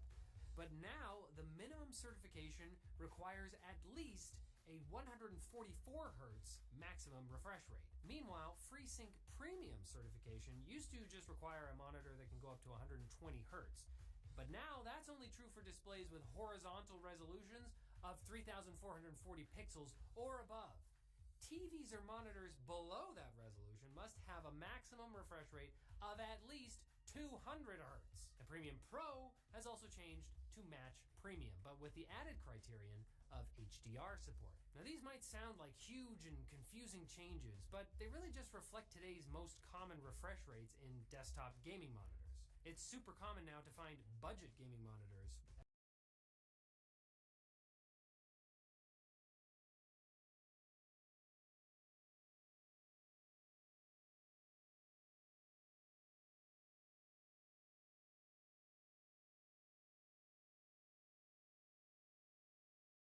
PC industry wise, there wasn't much. I mean, AMD launched new AM4 processors, which I think is pretty cool.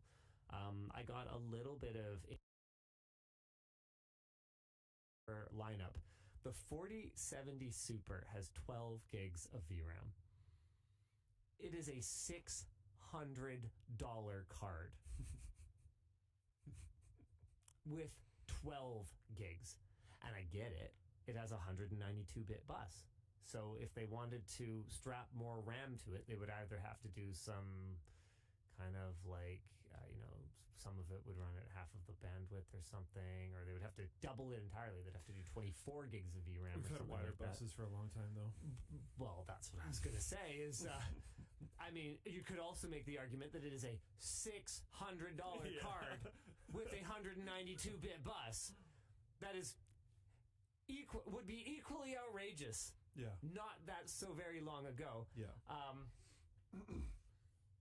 Then you step up to the 4070 Ti Super, which has 16 gigs of VRAM, which is nice, but is an $800 graphics card. Then there's the 4080 Super, which is a great 4K high frame rate gaming card. I was playing the new Call of Duty Modern Warfare. Can we just again? Can we not name things like this? I freaking hate it. So I played the new Call of Duty Modern Warfare, and even without upscaling nonsense, it was and I shouldn't say nonsense because it's getting really good. Even without upscaling, it was over 100 FPS at 4K. Like, it looked great. It just looked great. And with all the tomfoolery, it was like over 200, like 220, 230, 240, like somewhere in that range. So I was playing that on the 4080, which is 4080 Super, which was awesome. And it got a $200 price cut from $1,200 US. So the one kind of reasonably priced one, it's like, well, hey, look at that Achilles tendon right there. You know, don't worry about the knife. Just here, give me your foot. Just, you know, right? Because we're in the era where the PS5 and the Xbox Series have 16 gigs of potential available RAM, and so it's no secret that game developers are going to be trying to utilize that as efficiently as possible. So there's the potential for games to need that kind of VRAM. Especially if you're on PC, where you're going to be running at a higher detail level than what is necessarily going to be available to a console that's running what is essentially last-gen GPU technology now. So even if those consoles can't dedicate their entire 16 gigs, because it's shared, right, to VRAM, on a PC, it is very clear that those kinds of overruns are going to happen, and they have already been happening. Yeah. So they released this card for $600 that is not designed to last for this generation properly. And then it's $800 to get one. But by the time you're spending $800, well, I don't know. I guess you might as well get the $1,000 one. They can do 4K 120. I don't know. And I'm supposed to feel like this is a good deal because the non-super was $1,200. It's tough. He wants an out. That's why he started searching for things on the table. He doesn't like the situation.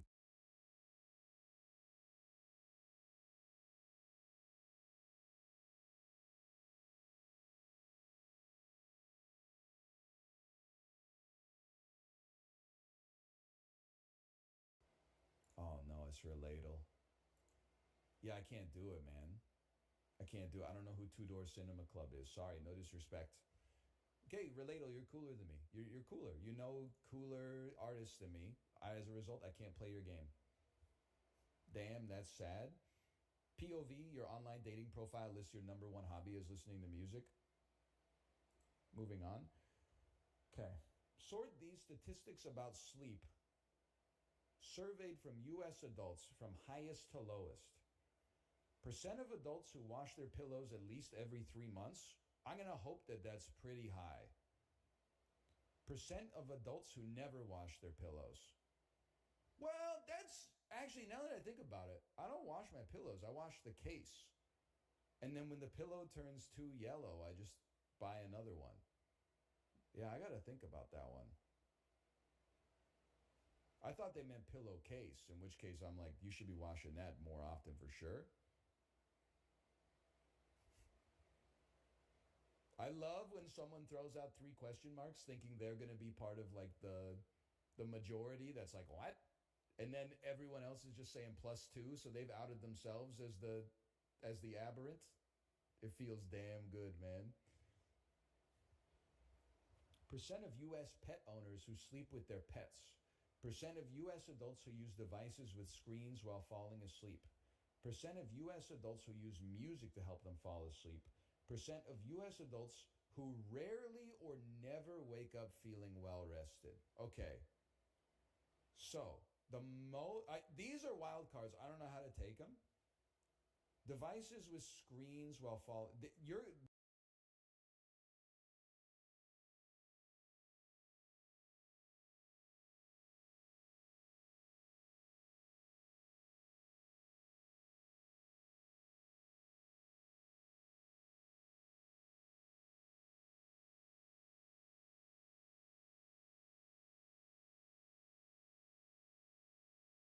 Are you ope-pilled in the supermarket or no?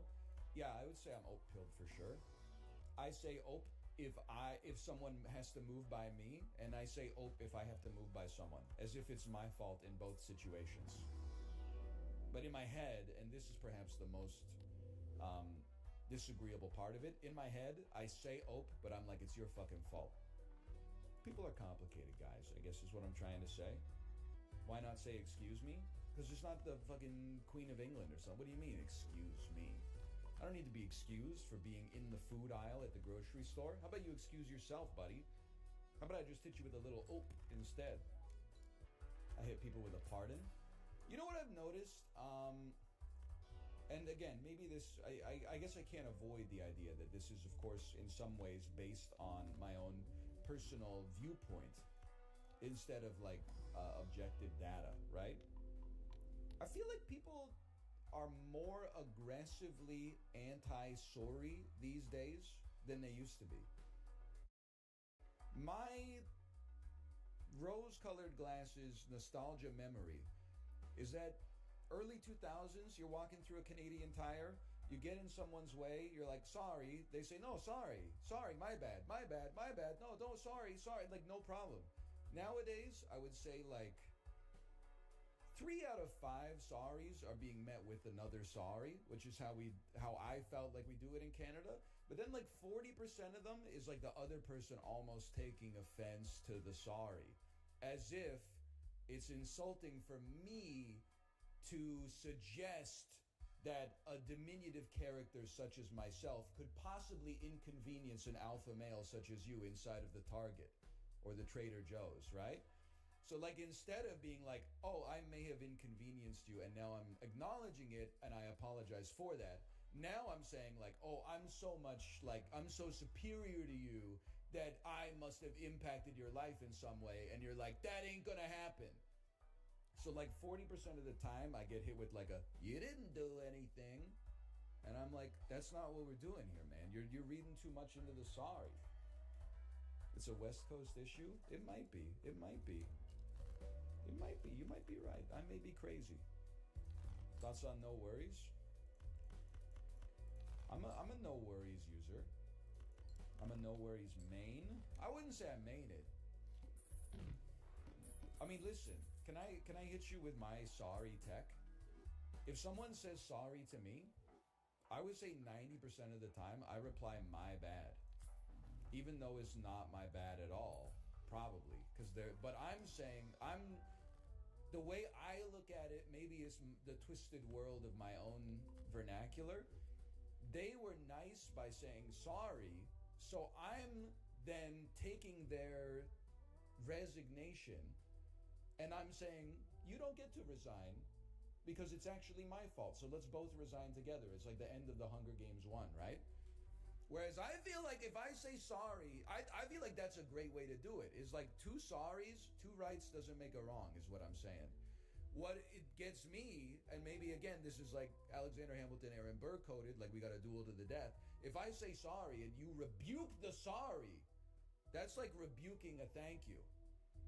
It's like, you don't have to thank me, it's my job. And I'm like, well, I did thank you. So you basically counterspelled it, and now like you've in my opinion, you've rejected my social politeness and you've created animosity between us for no reason when you could have united us and brought us together. I'm an it's all good guy. That's a good one too. Every group needs one it's all good guy. The great diffuser.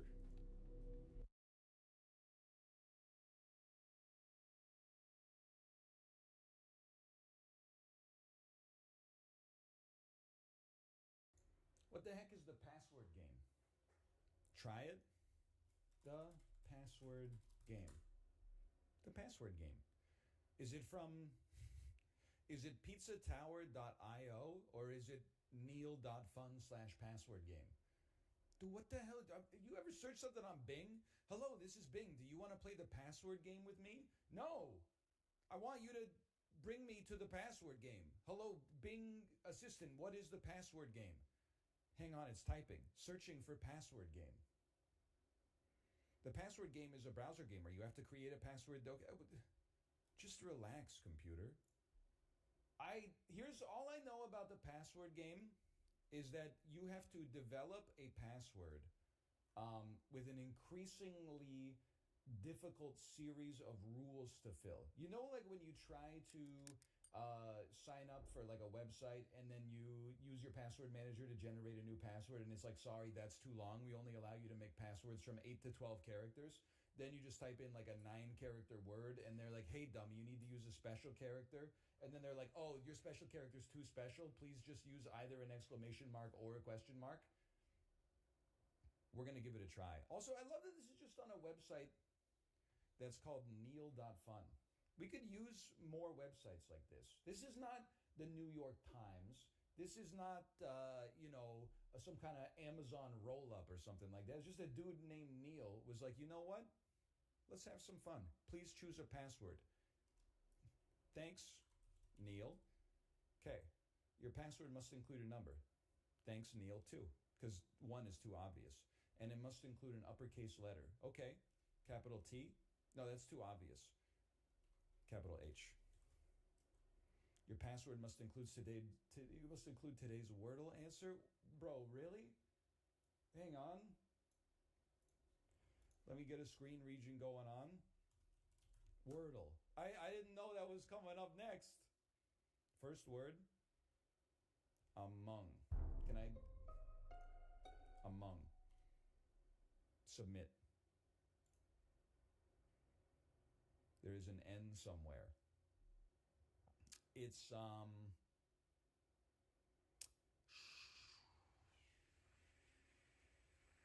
funky. Finsy.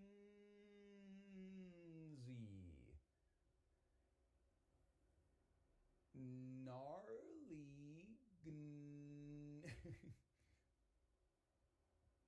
Because it's got to be like an E or an I as the vowel, because we've already used AOU. Could be Fendi. Ready. Ready seems like a good guess. There's no N. So it's not going to be perfect, but we could glean some information. Okay, we did glean some information. And it's not an E. So it's basically got to be an I. It's windy. It is windy.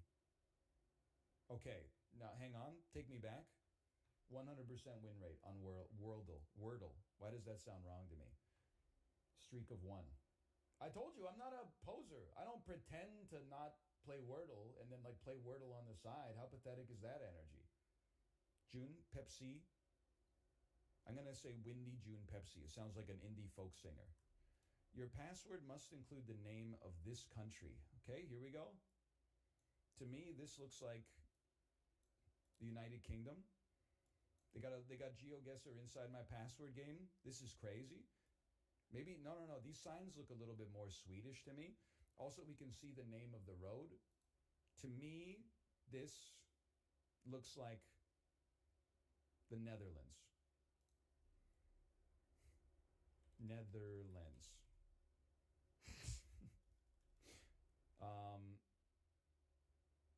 Belgium. Nailed it. Your password must include the best move in algebraic notation. All right, this one I could actually possibly do. I would say, for me, the best move in algebraic notation is knight to f4, which forces their king. Well, if they take them, oh no, never mind. It's not a good move. I thought we had checkmate here. I didn't notice the bishop. Just take your time. Still don't know. Well, you know what? Actually, hang on. Maybe I was overcooking myself. What if you did knight to f4? If they take, you play queen to d5. Their only move is to come back here. Then you play queen to d6. The king is blocking the bishop. They're forced to come back to here. And then you play queen to d8. That's checkmate. What if they don't take the knight? What if you play this and then they move back? Then you do the same thing. I think I was right. I think the best move is knight to f4. Invalid notation? Oh, knight to f4, check. Thank you. Yes! He's cracked! This is my chicken Paul. He hasn't hatched yet. Please put him in your password and keep him safe. The elements in your password must have atomic numbers that add up to 200.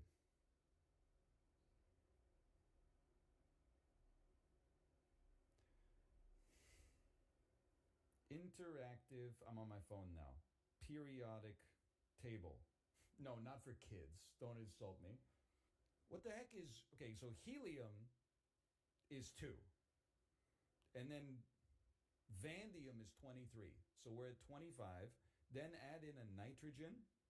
That's a 7. We're at 32. And then a second vanadium. I've lost where we were. We're at 32. Wait, are we sorry? Vanadium is 23. And then 2 iodines is 106 plus 23 plus 2 9 at 9. I'm cooked. You need the Y back now. Oh, okay. Never mind. We're good. Please don't forget to feed Paul. He needs 3 caterpillars every minute. Okay, that's so doable. 1, 2, 3. Your password must include the URL of a 13-minute, 53-second long YouTube video. Okay, hang on. You know what? I'm going to give him some more caterpillars. Careful, you can overfeed. YouTube video, 13 minutes, 53 seconds long.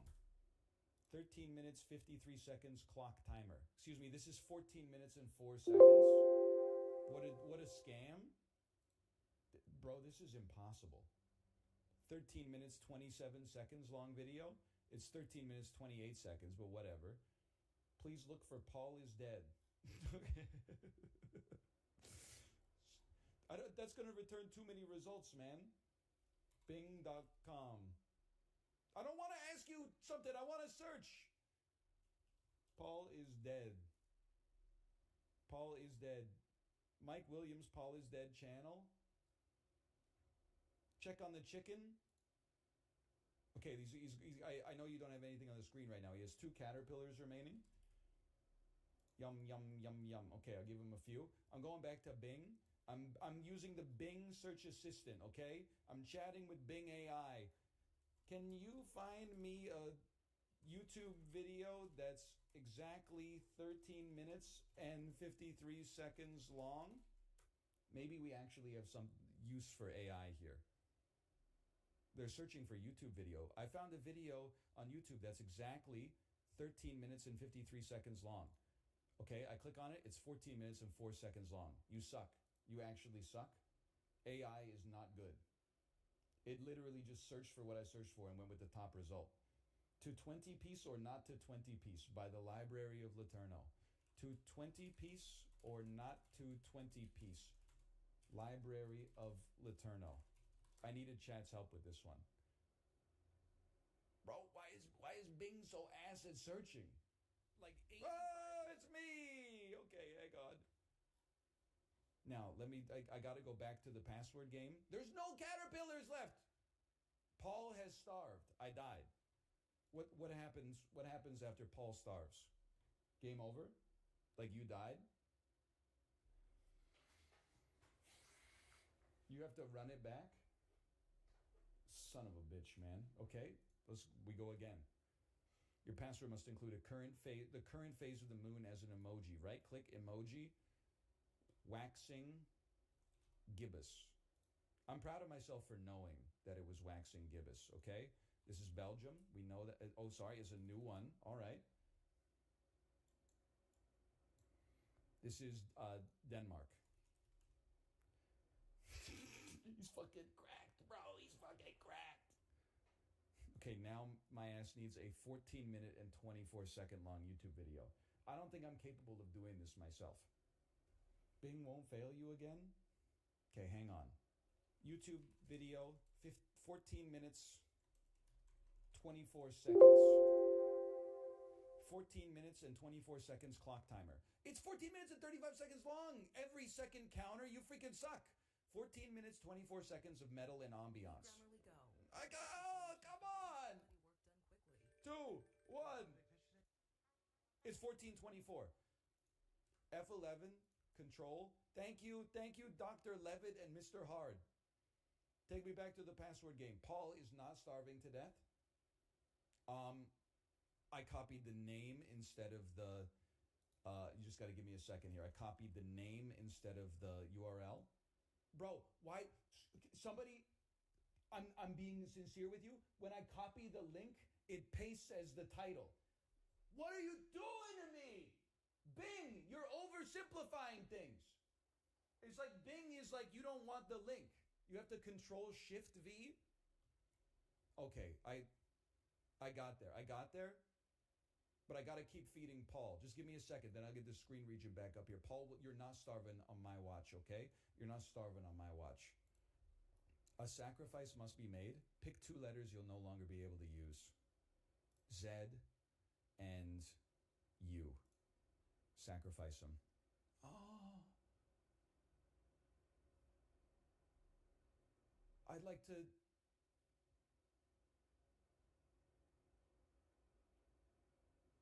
Do I have to start over? That's actually a restart? Oh. Oh. Find a different YouTube video, but it's still gonna have you in the link. Okay, we'll run it back. Oh man, it's got Z in the link as well. Okay, that's fine. We'll run it back. We'll restart. Okay. This is a heck of a game, man. 31 minute, 52 second long YouTube video. Okay, give me a moment. 31 minutes and 52 seconds of Pedro. That's 53 seconds. Hang on. Still got some caterpillars. 31 minutes, 52 seconds. It's 31 minutes, 52 seconds. It's perfect. 1 second. Paste the link with Control-Shift-V. Video unavailable. Playback on other websites has been disabled by the video player. Bitch, you turned off embeds on your my friend Pedro Let's Play? Like, what do you think you're cooking here, brother? You're hurting your own discoverability. You don't want anybody freebooting your my friend Pedro Let's Play? Enter the Gungeon episode 33 by Northern Lion. Enter the Gungeon episode 33 Northern Lion. Thank you. Bing, why is your search so ass? I put episode 33 in the title. Darkest Dungeon, episode 33 is the top result. Like, what's wrong with you? I put it in... Oh, Darkest Dungeon, Northern Lion plays 33. Episode 33. Nerfed. Nerfed is the title. Why don't you show up as the first result? Nano? Brother, this video is 25 minutes. That's not me. That's Rhapsody. How the heck are they... How is the search this bad, bro? Give me atomic number 37, please. That's rubidium. Are we right back where we started? Okay. Now, here's the problem. M is 1,000. So you need a different YouTube video? Oh, brother, but then I got to restart the whole fucking thing. I'm gonna try lowercasing it, but I'm worried about what it might embed. The video is unavailable. Motherfucker. Did the Roman numerals have decimals? Did Roman numerals invent the concept of decimals? So I need a YouTube URL that's 31 minutes and 52 seconds long that doesn't have an M in it. Robot, The Binding of Isaac, Afterbirth Plus. Okay. Thank you. Appreciate that. The URL doesn't work. Why? It has L because L's 500. Oh. This is hard, man. This is impossible. L is 50. Jesus Christ. Hang on. Breakout speed run. Idle breakout speed run, 31 minutes, 52 seconds. This one works, I promise. Idle breakout speed run. I can't fuck it. I can find it. A sub 30 is possible, but I don't hate myself that much. This person wondering why their YouTube video is getting like 10 times more views today. The link checks out. Okay. The link checks out. I think we're all right. U plus RN is over... Oh, you added 16 twice instead of 86. Oh, no. Wait a minute. Don't do this to me. Don't do this. You're telling me this video won't work? Because U plus RN plus S is over 200 just by itself? Just get rid of V. I need them Roman numerals to multiply to 35, okay? PC Games on Console by Scott the Waz. Okay, thank you for your help. How are you supposed to solve this, like, without a team? Okay, you're at 56, so we're looking for a 144, or we could have 72s. 72 is hafnium, HF. A sacrifice must be made. I don't, just everyone chill. Let's give them some caterpillars and let's talk this through. We don't need a Z, I think. www.youtube.com/watch !V equals Y8QHSDUN6 Scandy. We need Fs, that's for sure. We don't need a Z. I don't think we need a Q. I don't think we need a Q.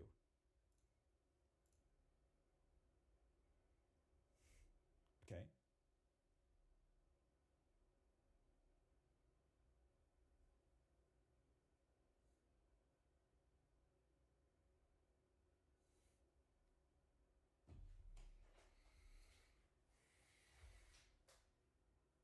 You literally said it.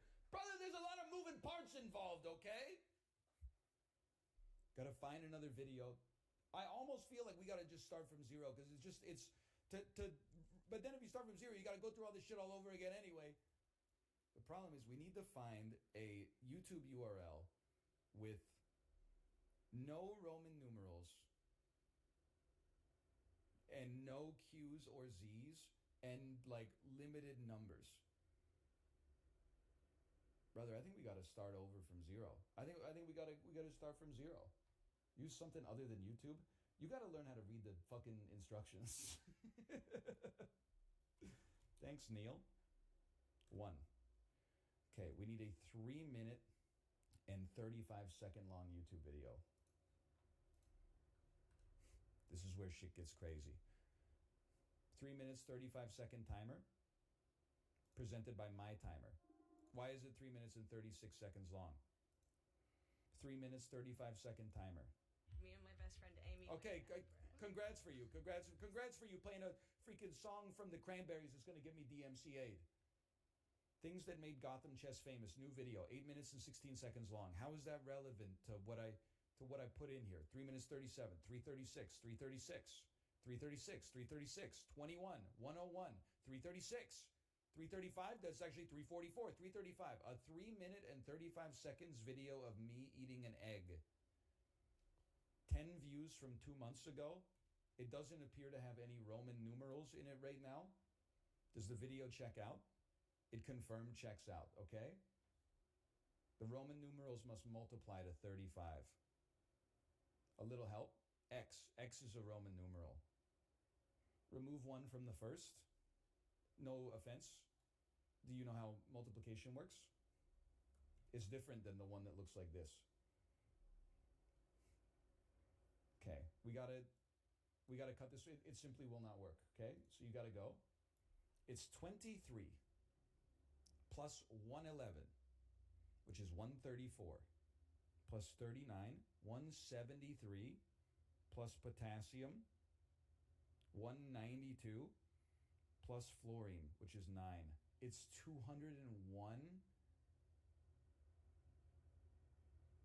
And I can't delete any of them.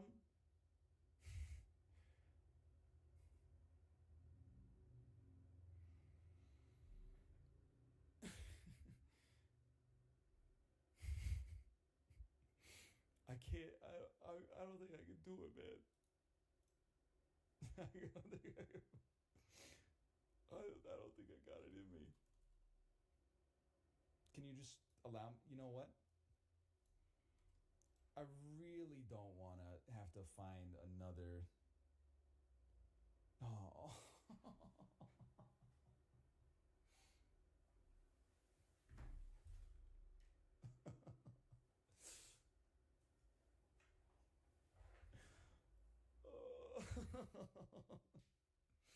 I gotta start over, man.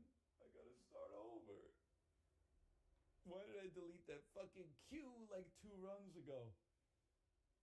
It's the hardest game I've ever seen in my life, and I love it. Also, I feel like I'm memorizing the periodic table in like the least efficient way possible, but that's okay.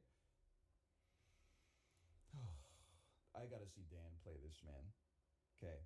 Please choose a password. F. Funny. Your password must include a number. Funny one. And an uppercase letter. XXXV. Special character. Ampersand. Digits must add up to 25. 1, 2, 3, 4, 5, 6, 7, 8, 9, 10, 11, 12, 13, 14, 15, 16, 17, 18, 19, 20, 21, 2, 3, 4, 5. Password must include a month. May. Pepsi. I'm going to re-roll that one. I think it would be best to re-roll just to find one without numbers to begin with. Just so that we have more space. That's my perfect captcha. I know we've used it a lot, but I'll take it. I'm not adding 177 H's, okay? It's just too much for me. Why not? It's just too many to have to deal with. Although, you know what? It is kind of like a good strat, man. 1, 2, 3, 4, 5, 6, 7, 8, 9, 10, 11, 12, 13, 14, 15, 16, 17.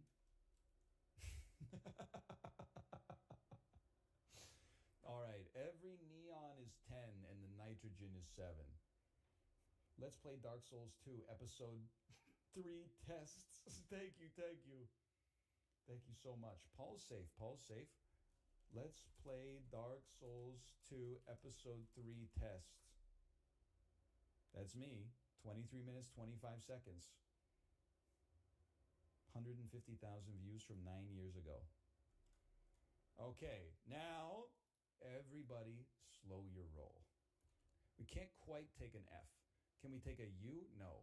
We can't take a Y. We can't take an N. An N is too mission critical. Let me emoji this for a second. Caterpillar me. That buys us another little bit. Can we take a C? No. Can we take a K? Can we take a K? I don't see a single K. I don't see a single K. I think we can take a K, and I think we can take a Z.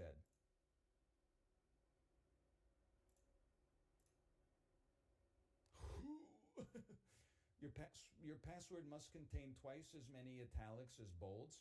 Okay, you an idiot. We should try to refactor it. Me a genius. I'm going to add 2x the length of this string in italicized zeros.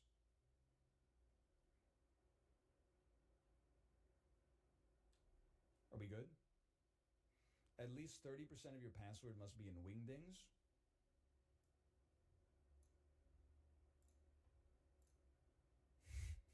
Hang on. Caterpillar.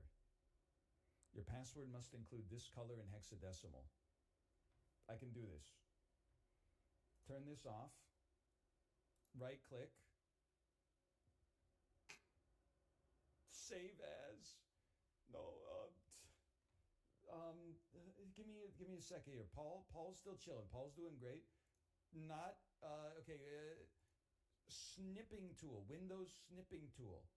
New. Take a little snippet of the green. Copy it. Load it into Adobe Photoshop. And then while I'm doing this, just you take my word for it, I'm adding caterpillars. Every instance of the same letter must have a different font size. You piece of fucking shit. You ass. I don't think I can do it, man. I honestly, this is so much further than I thought we could get. He's gonna die of being overfed, man. 36. Everyone chill. We can get there. 42. 49. 64.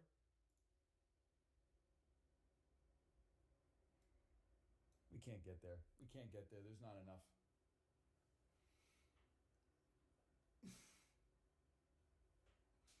And now I can't find the fucking E's to delete them, man. I can't do it. I can't do it. Hang on. Okay, we can do it. We just got to merge the neons. Because we know that there are 7 neons. 1, 2, 3, 4, 5, 6, 7, 8, 9, 10. There's 10 neons. Atomic element of 100. Atomic number of 100. Fermium. Fermium, all the vowels must be bolded. Every instance must have a different size. Okay, everyone chill. This is still doable. Your password must include the length of your password. Okay, that's a problem. So we need to put a 4, a 3, and a 3, which is 10. We need to remove a 6 and then like 4 somewhere. But I don't see any other digits. Oh, but then it changes the length. You're right. Hang on, hang on. Just keep adding zeros until you get to 1,000.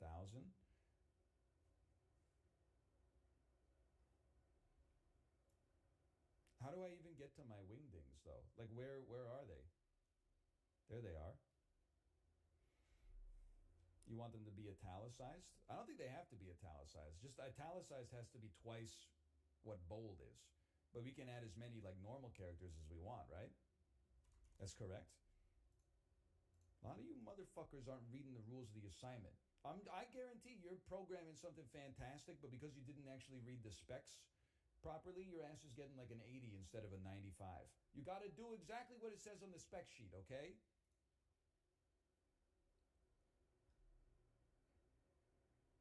The length of your password must be a prime number.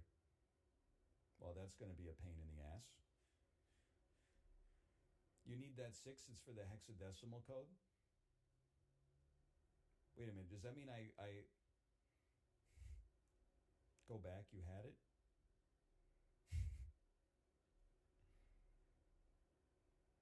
I don't think I had it. I don't think I had it, man. We got to start with brass tacks, okay? I have to be able to delete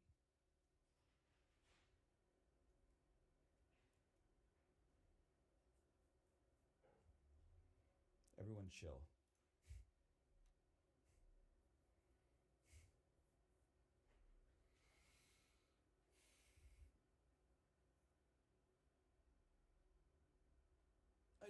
I just need a minute, okay? I just need a minute.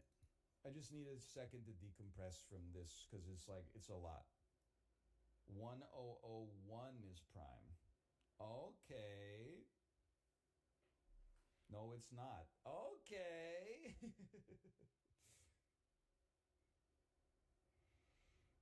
1021 is prime. Okay. 1021. So we want to add 0 pixel zeros until we're roughly in the ballpark. This is now Kerbal Space Program. Then we have to type 1021, and we have to, I know what we're going to do there. We have to delete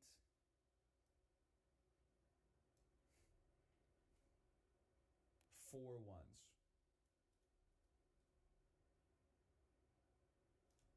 Are we summing to 25? Yes, okay. And then we need to add font size of every digit must be equal to its square. So you got to be at font size 4. You got to be at font size, where am I? You got to be at font size 1. You got to be at font size 1. And you need to be at font size 1. Font size 0. And then we need to be at 1021, so we can add caterpillars.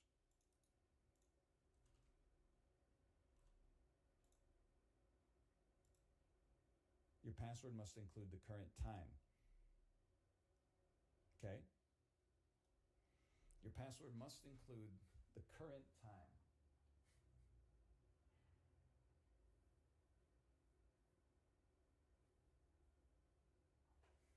I'm sorry, I think I'm done. How many more rules are there? This is the last rule? Just wait for 1021.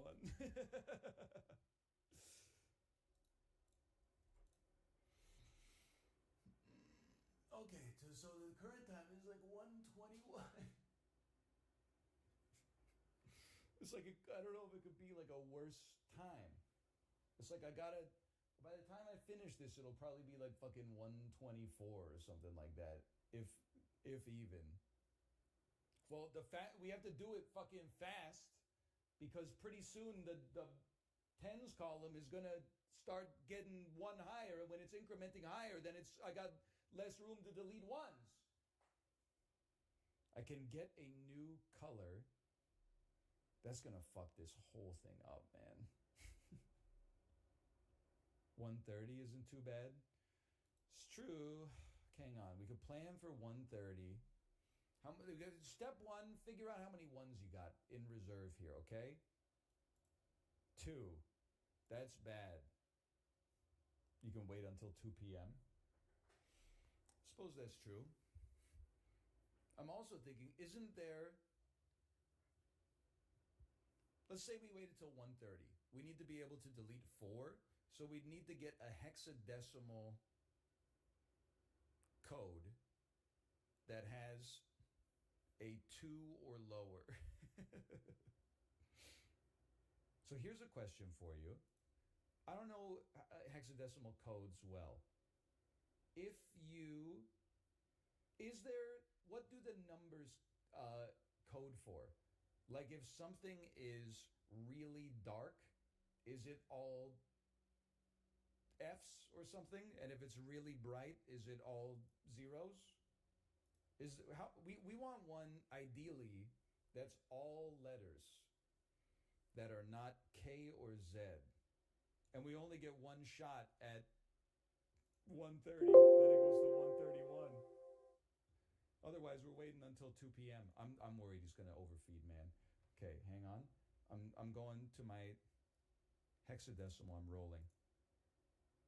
Come on, brown has to be pretty close. That's FC2F0A. That's even worse. Okay. Lower down. You're going to have a black screen for a minute here. Paul has 2 caterpillars. We're adding a few more, but not so many that he gets overfed. You're looking for bright colors. Okay. We're looking for bright colors. The color dropper indicates this is C810. That's not good enough. It's not good enough. It's okay, just do 2 p.m. Motherfucker, I've re-rolled my hexadecimal, so now I gotta redo the whole shit because of the hexadecimals. C8FCD0? Brother! Black is 0000. Okay, all I have to do is at some point in my life I have to get the purest black that the I don't even know if it can spit it out. I'm clicking until I get black, but I don't even know if black's ever going to appear. Dark colors, dark colors, dark colors, dark colors, dark colors. What about pure white? What's pure white? That's basically what I'm sitting on right now. That's like FFFFFFFFF. Okay, Paul's fine, by the way. Snip me. It's not really pure white. It's like a little beige, but let me check it out briefly. F4E5DC. It's horrible. It's horrendous. I didn't know how good we had it with our first roll. We should have just waited like 10 minutes instead of trying to beat the system. This could be good. You don't understand. You're only concerning yourself with one rule, okay? You have to concern yourself with, we can't have digits in the password that sum to over 25. And we've only got 2 integers of space right now. So we're trying to get a hexadecimal code that like has all zeros in it. Paul's got 3 caterpillars. I'm keeping you posted. You have an 8? An 8 is too much! We need 2 or less! ABC 2A0. Holy, okay. Now, everybody relax. ABB 2A1? Oh, fuck. ACB 2A2? You saved me! ACB 2A2. Okay. Now, it's 1:36 already. But now it's 4. Oh. How's Paul doing? Paul's doing okay. Toss him some caterpillars. Wait for 2 and use the second 2. 2 behind the hexadecimal first. 2 behind the hexadecimal first. So, like, I can definitely go 2, 0, 0. That's a gimme, and I can wait till 2 p.m. We still need to figure out the sum total of our numbers. So let's just go. If we got that much time, then we got that much time, okay? We had 25 before. Are we at 29? Let's see. If we make this 0, 0, are we correct? No. Give me a second. I think you're right. I think you got to add ones till you see it tick up here. We got plenty of time, but maybe not that much time. I think I added 6. So we're at 19. Okay.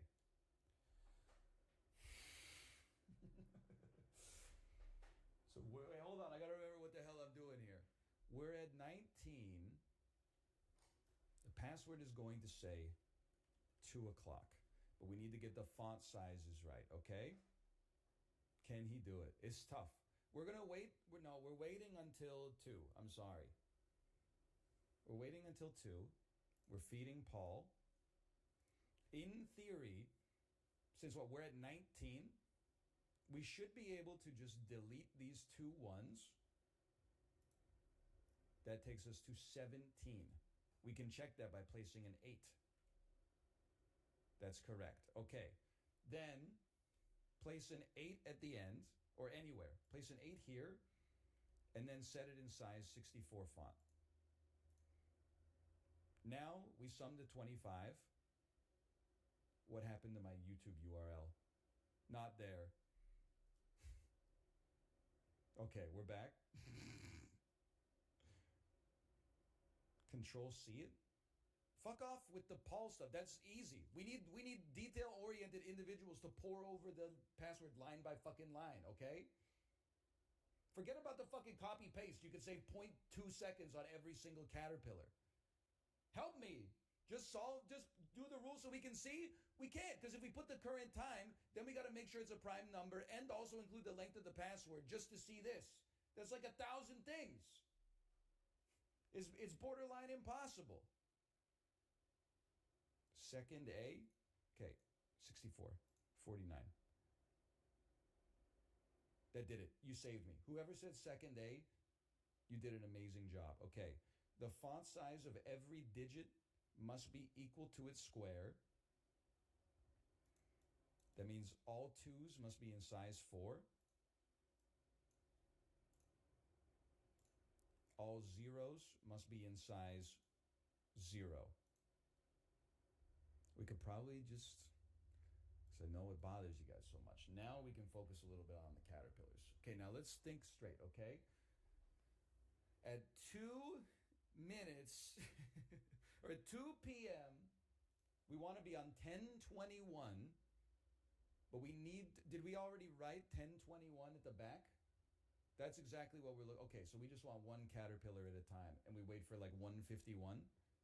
Oh, but I have current time of 2. You don't understand? It's a fool's errand to try to optimize it at this point. It's nearly impossible.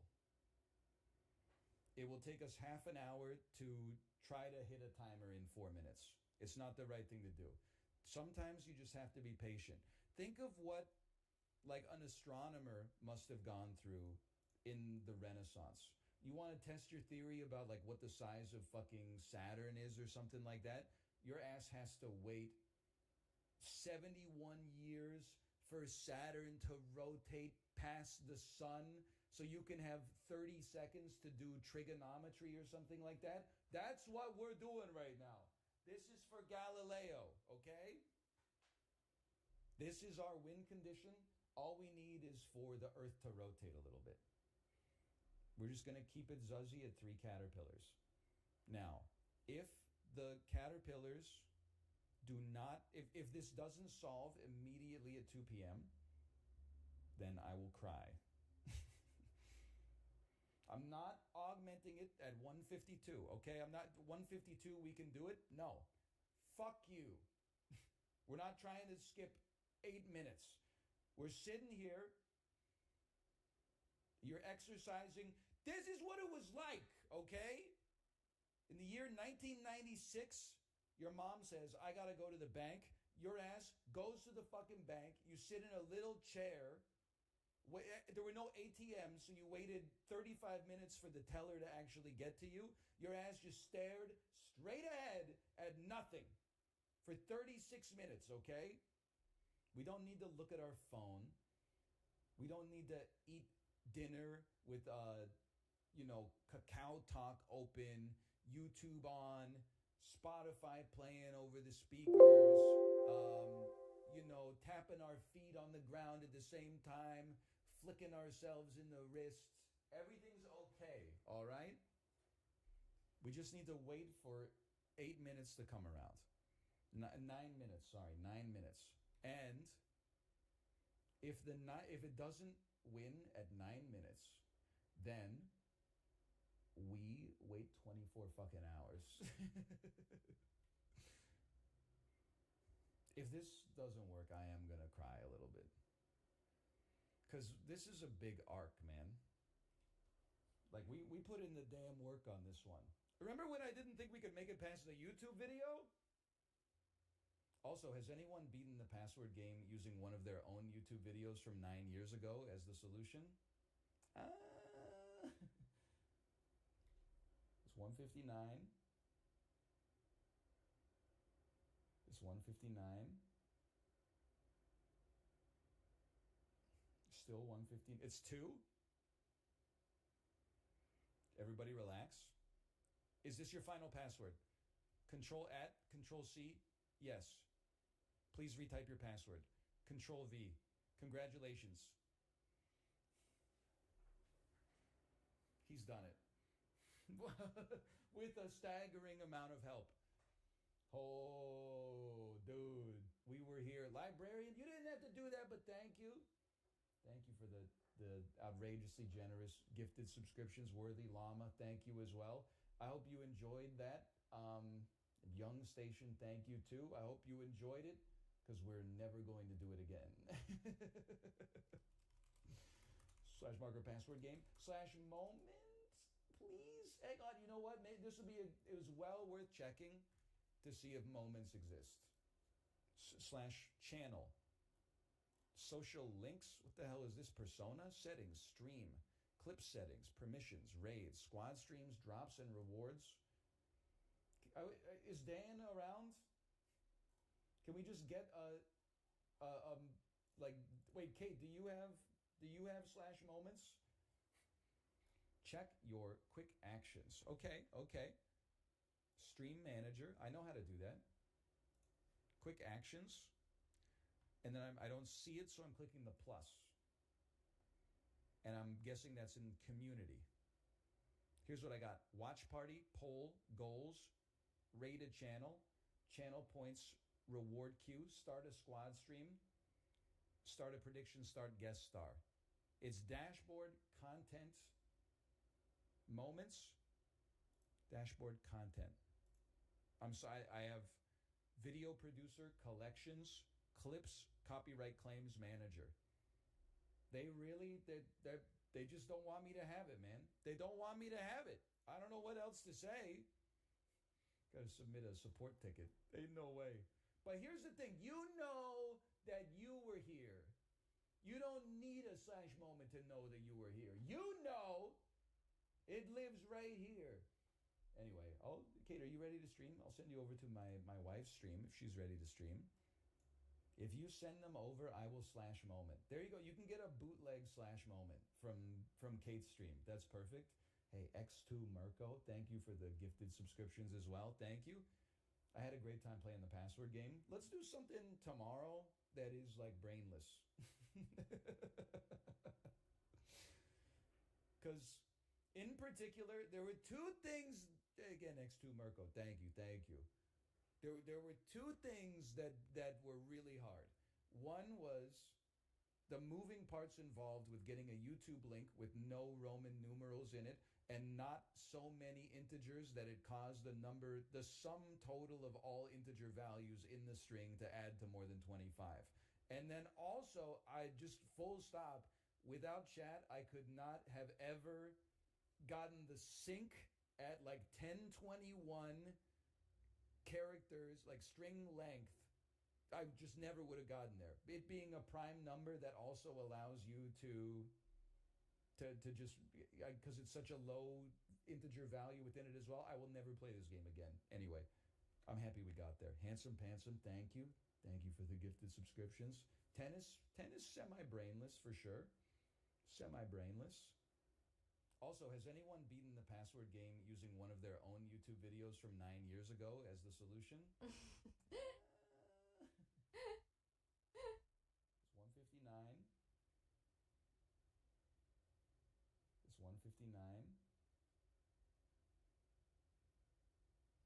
Still 115. It's 2. Everybody relax. Is this your final password? Control at, Control C, yes. Please retype your password. Control V. Congratulations. Let's go! With a staggering amount of help. Let's go! Dude, we were here. Librarian, you didn't have to do that, but thank you. Thank you for the Slash moment me, slash moment me. Llama, thank you as well. This will be I slash momented, let's go! Streaming settings. We did it! We did it! Slash moment, let's go! Let's go, we did it! July 6th. Oh boy. 1,478 people got the slash moment. Beautiful. We're the chosen one. Took my bike to the lake, brought my shovel, my rake, took my boy to the swing, let him swing, let them ring. Bought my friends Italian beef, make them fart, then make them queef.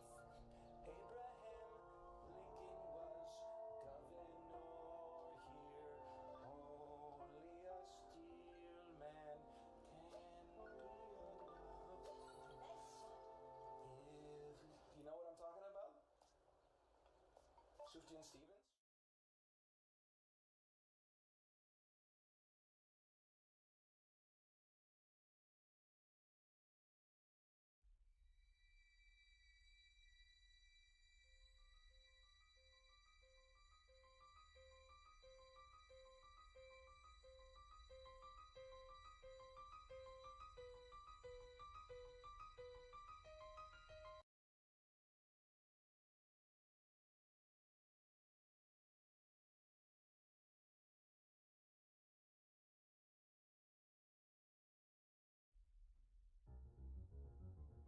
What do you get when you mix a socially maladjusted loner with the society that treats them like dirt?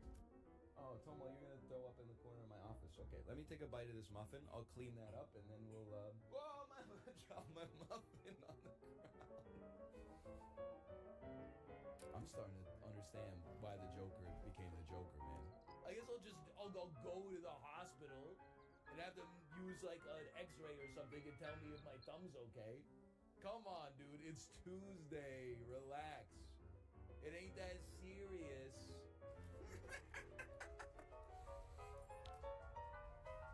No. I told myself today I wasn't gonna become the Joker. Then watch. At like 8:15 p.m. tonight, she's gonna be like, I'm really tired. And I'm gonna have to be like, oh, that's so hard for you. I slammed my thumb into the door. -2. You know what? How about you look at this? I'm already -1. -1 of my 2 thumbs. Okay, fine. Should I step down as CEO of Northern Ireland Incorporated? I will abide by the results of this poll. Yes, yes, yes, yes, yes. Sorry, running it again. Too many options. You're such a little ant in the world of medicine. Don't you dare try to contact a doctor. What do you think a patient should be able to find a doctor? That's ridiculous. No, no, no. If you're lucky, they'll come talk to you. So we got a letter in the mail 3 months later from a doctor I've never heard of in my life that said, hey, just so you know, you have an appointment at the dermatologist Thursday, May the whatever at 1:15 p.m. At no moment did I consult with them and say this would be a good time for me. Sorry, like most people, like I work in those hours, like that's tough for me. I get that the doctor also works in those hours. They sent a letter and then they said, I've never heard of them before in my life. They said, if you don't call us back ASAP to confirm this appointment, we'll consider it a cancellation and charge you $125. Little bro, I don't know who you are.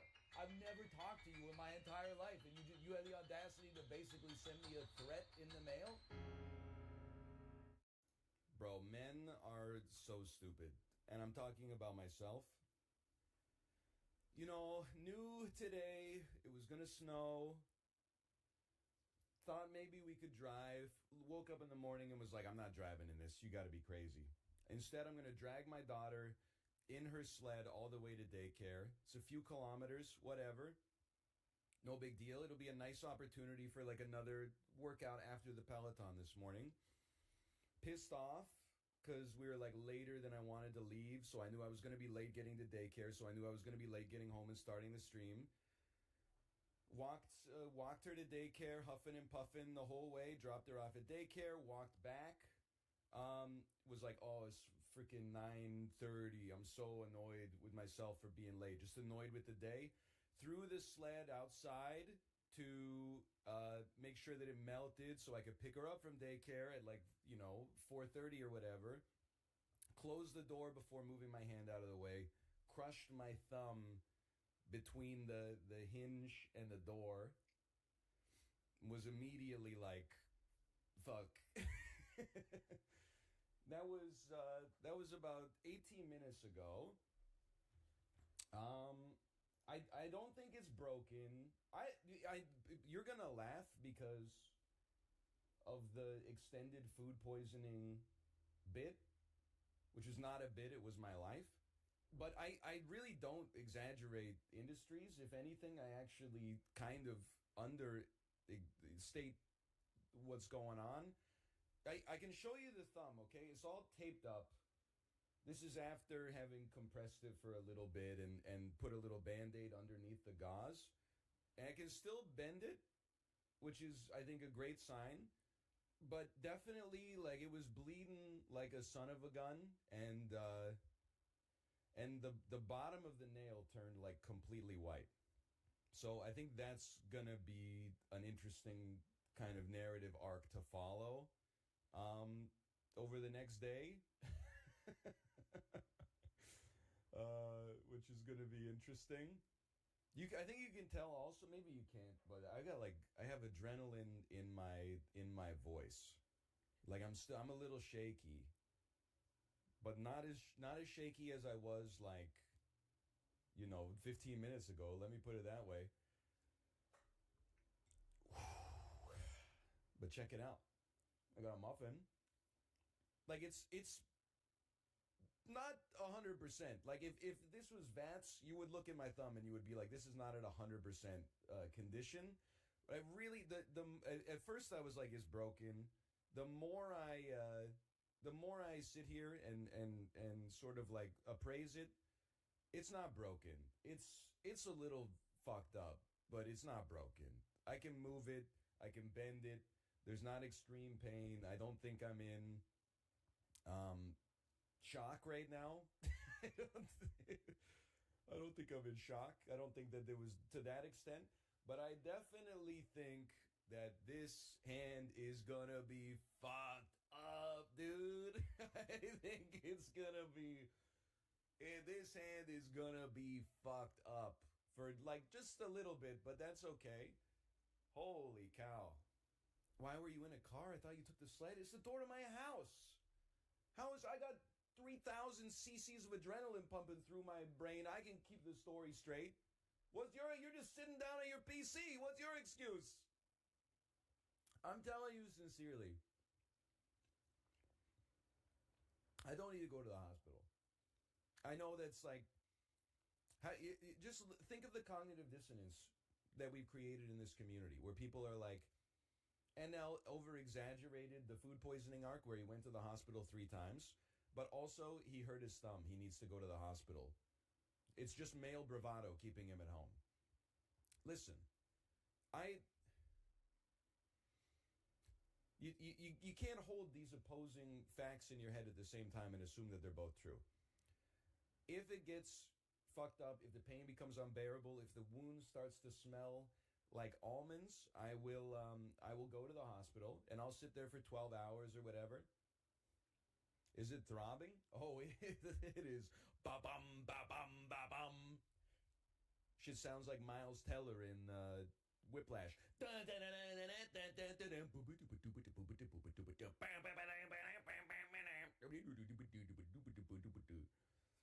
And I have to acknowledge, obviously it's my own fault, but it's so I was 31 minutes late. I told people I was going to be 30 minutes late. But you just go slow. Don't start taking shortcuts that lead to injuries like this. So unnecessary. Were there mitigating circumstances? Yeah. I would have loved to have left the house 20 minutes earlier. But, that's reality, man. It is what it is. It's a good learning lesson, at least. What color is your thumbnail? I don't know. And I'm going to keep it that way. I don't know. Right now, I'm choosing not to think about a couple of things. Even just by saying them, I'm creating a barrier. And I'm choosing not to ponder the future. I'm choosing not to ponder what it's going to feel like when I take the gauze off. I'm choosing not to ponder what it's going to feel like tomorrow. And I'm choosing not to ponder, although this one's going to come to a head a little bit faster, I'm choosing not to ponder how I'm going to drag my child 3 kilometers home in the sled from daycare as well. That's the one that's really sitting close to the front of mind right now. But I think I'm just going to use the other fucking hand, man. Hold on, this one's going to feel good. You know what? Before we do the audit, or before we do the ban, let's just do the audit. You've already been banned once and then saved? What, that you were banned 13 days ago by a mod and then I unbanned you? Which means you must have had an unban request that was like, hey, I'm sorry, I won't do it again. Wait, don't tell me that you're the guy who was like, oh, my brother was on my phone. Can't wait until SAP is over. No hate, just not my kind of game, y'all. That's 2 days ago. Then today, holy shit, is he still whining? 11 days ago. Who else is pumped for Hades 2 and Earthblade? Are you serious? This is the most that you're vacillating between bad chest and pure hatred. Game is bad. Spire better. Spire better. Sounds like House from New Vegas. Okay, Jerry Seinfeld, who asked? The man, the myth, the legend. I can't wait until these battle royales go out of style. The day before, hey everybody, what's up, y'all? What are you doing? You got to get a handle on your own emotional homeostasis, man. It's like, I don't know who you are day to day. Maybe the hater is him and it's his brother who's typing the nice stuff. This is crazy, man. They've left chat. I didn't even ban them. They just left. He typed bah-ha-ha and closed the tab. He literally typed bah-ha-ha like he's from Cave Story or something like that and then left.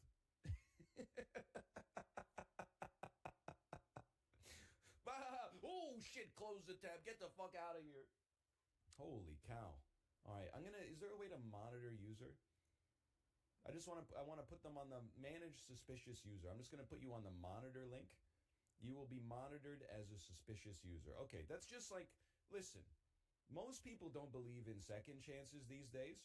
I'm actually tossing you a third chance, but you're on like probation, okay? If you don't care, then that's fine. Just leave. But for right now, you're on probation. I don't have a brother. Okay, well then what was your on-ban request? Is there a way for me to go back and see that? I never made an on-ban request. I was never aware of being banned. I think we have our wires crossed here, sir. Are the wires in the room with us right now? This ends Sap. I'm out for today's stream. Enjoy, folks. 1 hour later. Is this on Switch Online? Oh, come on. Sorry. Listen, I'm not trying to own you. I'm just literally, I'm reading the messages, okay? Like, I'm reading the messages in, like, canonical order, and it's telling the narrative. It's building a narrative by itself. I can't wait until Isaac gets changed out for something else. Well, then it happened, and now you're mad about Sap, man. It's crazy. What's the appeal of Isaac over something like Gungeon? Is Isaac harder or easier than Gungeon? Imagine ever eating fast food. Can't wait for more Elden Ring. This chat is full of Cheeto-eating neckbeards. Haha. This game is painful to watch. All politicians are criminals.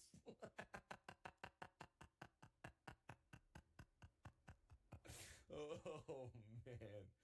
This is... You know, and I mean this with sincerity. This is just what I needed right now. I understand that this is... It might seem mean-spirited. I think everybody's having a good time. I'm not going to ban you. I'm still going to leave you as a suspicious user, but it's okay. We can make it back, okay? We can make it back. Oh, baby. I'm sort of just waiting for, like, the adrenaline to leave my body, but it hasn't happened yet.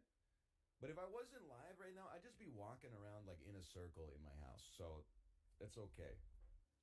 You know, like, when you stub your toe?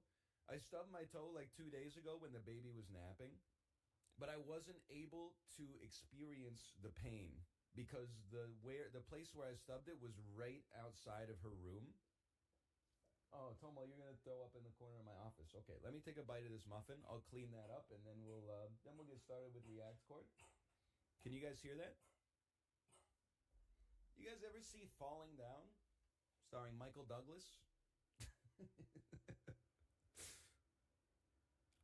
You might think this is a scary bit, because it is about a man who... Oh, I dropped my muffin on the ground. Oh, man. That's so good. I'm sorry. I'm going to eat it anyway. But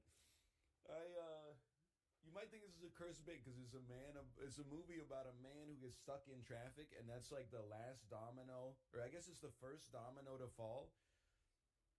And he goes on a rampage, basically. He ends up shooting a rocket launcher into the LA sewers. He takes some hostages. He, gets involved in some violence against some other guys who are bad. It's kind of like an anti-hero, but also he's a bad guy situation.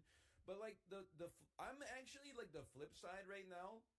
I was, like, annoyed when I was dragging the sled. And then I was annoyed with myself with the thumb injury. And then when Tomo threw up, I thought it was just very funny. And then I dropped my muffin on the floor, and I thought it was hilarious. The more small indignities that are happening to me, I think the funnier it is. You're absolutely right. I'm falling up. I might volunteer. After work today, I might volunteer. I'll head down to the soup kitchen. I can ladle with my strong hand. I really feel like you gotta laugh. Like, if we were in planes, trains, and automobiles, there's two kinds of people in the world. There's Steve Martins, and then there's John Candys.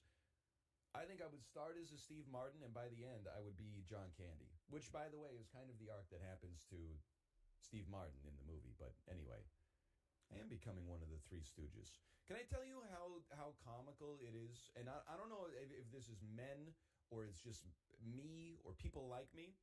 First thought I had when I slammed my thumb into the door hinge was, crap, but not those words. Second thought I had was, well, like fucking 90 years ago, Granddad was out there in the Battle of the Bulge, bullets whizzing over his head, like artillery shells dropping down 50 feet away from him. He's eating like cold beans out of a can or something like that. You think he was complaining? No, he was writing letters back to my grandma with his weak hand, going like, everything's pogged out here, don't worry about me. Legit, my first My second thought was, hey, at least I'm not like in the shit right now. At least I'm not in Vietnam. At least I'm not. At least I'm not beset on all sides by hostile armies. My brother in Christ, the 101st were endlessly bitching about their fight, and they were right to. Yeah, but like it could always be worse. Like at least they weren't in the 102nd, right? Well, I feel like most people go like, oh, no one has it as hard as me. Like, I wanted a hamburger, but they served me a hamburger patty on sourdough bread. Nobody knows what it's like to be me. There's something, and I don't know if this was given to me by my parents or culture or whatever, but like when the greater the suffering that I have, the more I'm like, I deserve this. Thank you for not making it worse. At least I didn't break my thumb, probably. At least I didn't sever it. And even if I did sever it, I still got another one, you know? And even if I lost the other one, people make do, right? There's something, I don't know. I don't know if I think it's my mom. My mom, she's a glass half full kind of person for sure. They could just reattach it. Yeah, I think it'd be pretty bad for my Warzone career though. By the way, here's a text from my mom. If you think it's broken and needs to be set, don't leave it too long. It will heal really badly and cause arthritis. Take it from an old person, open parentheses, your dad.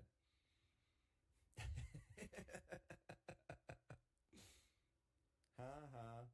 I think it's just gonna hurt like you know what for a while. I can feel, what is it that causes pain relief? What's the neurotransmitter? I can feel my body's natural antihistamines flooding my brain right now. I feel good, man. I feel better than I did when I woke up. And I am awake.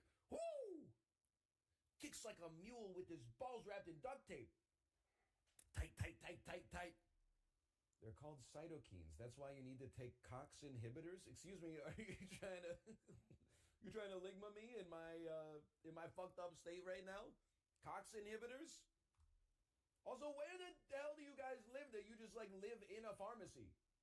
I said I was gonna take one Tylenol. People were like, no, don't take one Tylenol. Take half a Motrin and then like snort up an Aleve and put it up your asshole. Like how many painkillers do you keep in your house?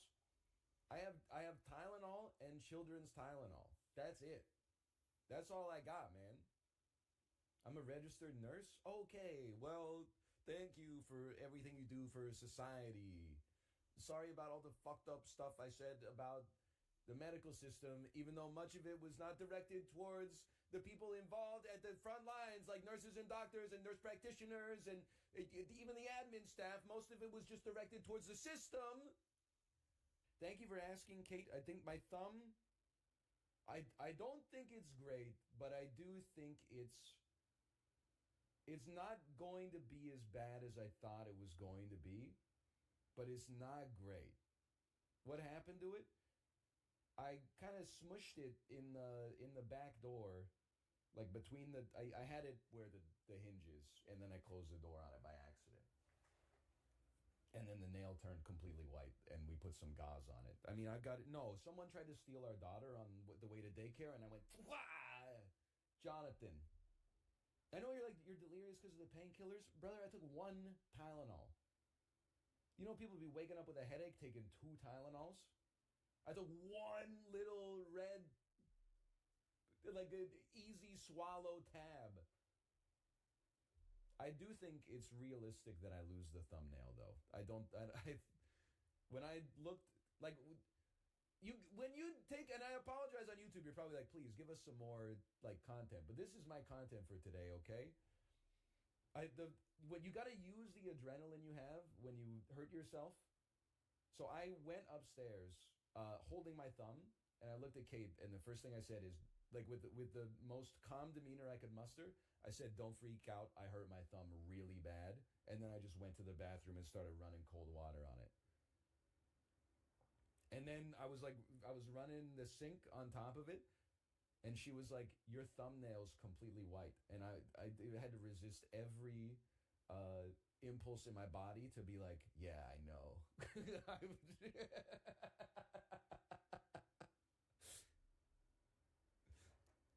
But what do I? It's not like she's gonna whisper and she's gonna be like Nita, Huta, Fista, and then the thumb's gonna be like better. Like, what is she supposed to say?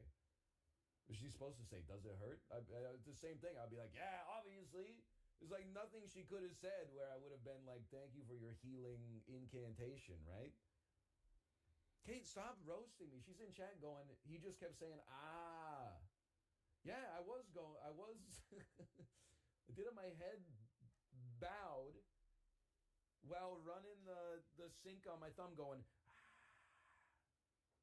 I wasn't going, but I was going, This is, it hurt, and it still hurts. But it's not like, I wasn't just doing it for, for humor's sake. And then, Kate, did you see, well, maybe you didn't see, then, like I was telling the story about crushing my freaking thumb into the door, and then Tomo threw up in the corner, like on open mic. And then, so I got up, I got the paper towels and cleaned it. Everyone's like, most cursed stream I've ever seen in my life. And then when I sat back down, I grabbed my muffin to take a bite, and I dropped it on the floor. It's like, it's just not my day today. You still have your life insurance? Just checking. No, ironically, that policy has not kicked in yet. I need to have a nurse come to our house and take a blood and urine sample. If she wants a blood sample, I'll just stick my hand out the window right now. She wants a urine sample, I'll wring out my underwear. Ugh. I keep doing a little thumb appraisal. It's okay. I can bend it. It hurts a little bit, but not as bad as it did when the stream started. I do think it's conceivable that the nail is going to fall off, but that's okay. What are you going to do? Build a time machine? Don't worry, it won't fall off for a couple weeks. Where are you, Christmas? Why can't I find you? Why have you gone away? I'm gonna freak out my nieces, dude. I'm gonna show up on Christmas Eve. Give me a hug. Ah! If you want parity, you would eliminate the salary cap. Yankees fan spotted. Yo, Chibli, I broke my thumb. Chibli, hello. I got so many anecdotes. What the hell happened?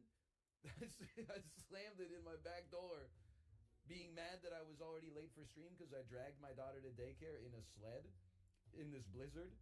So I threw the sled outside so it could defrost, and then went clunk. It's not actually broken though. It's just a little bit fucked up. It's all right. I have to give props to my cerebellum, because even before I felt the pain, I heard the sound and then went and then looked at my thumb, and then there's almost that sober moment where I was like, this is about to hurt.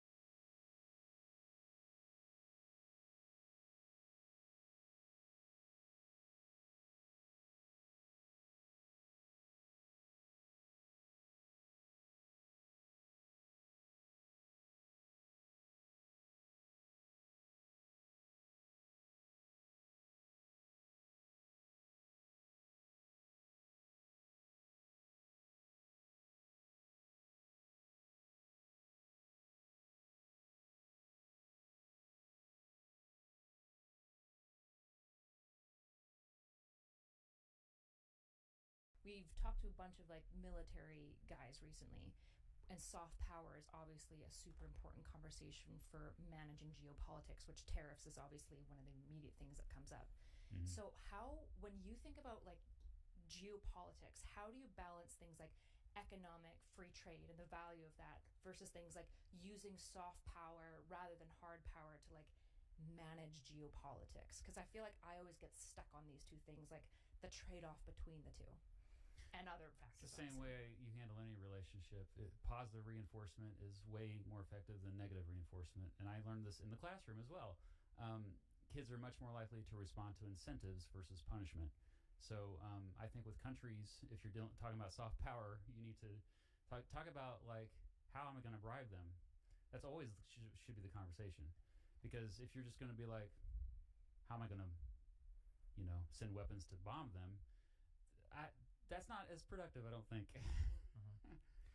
When you're bringing in new kids to the classroom, they'll ask, I'm sure, or you have to address this question, and it comes up in real life too. What is the value of learning history? How do you sell it to them? Or how would you sell it to someone on YouTube that goes to your channel? Why should I care about anything that's happened, 50 years ago, 20 years ago, 100 years ago, when nobody else seems to?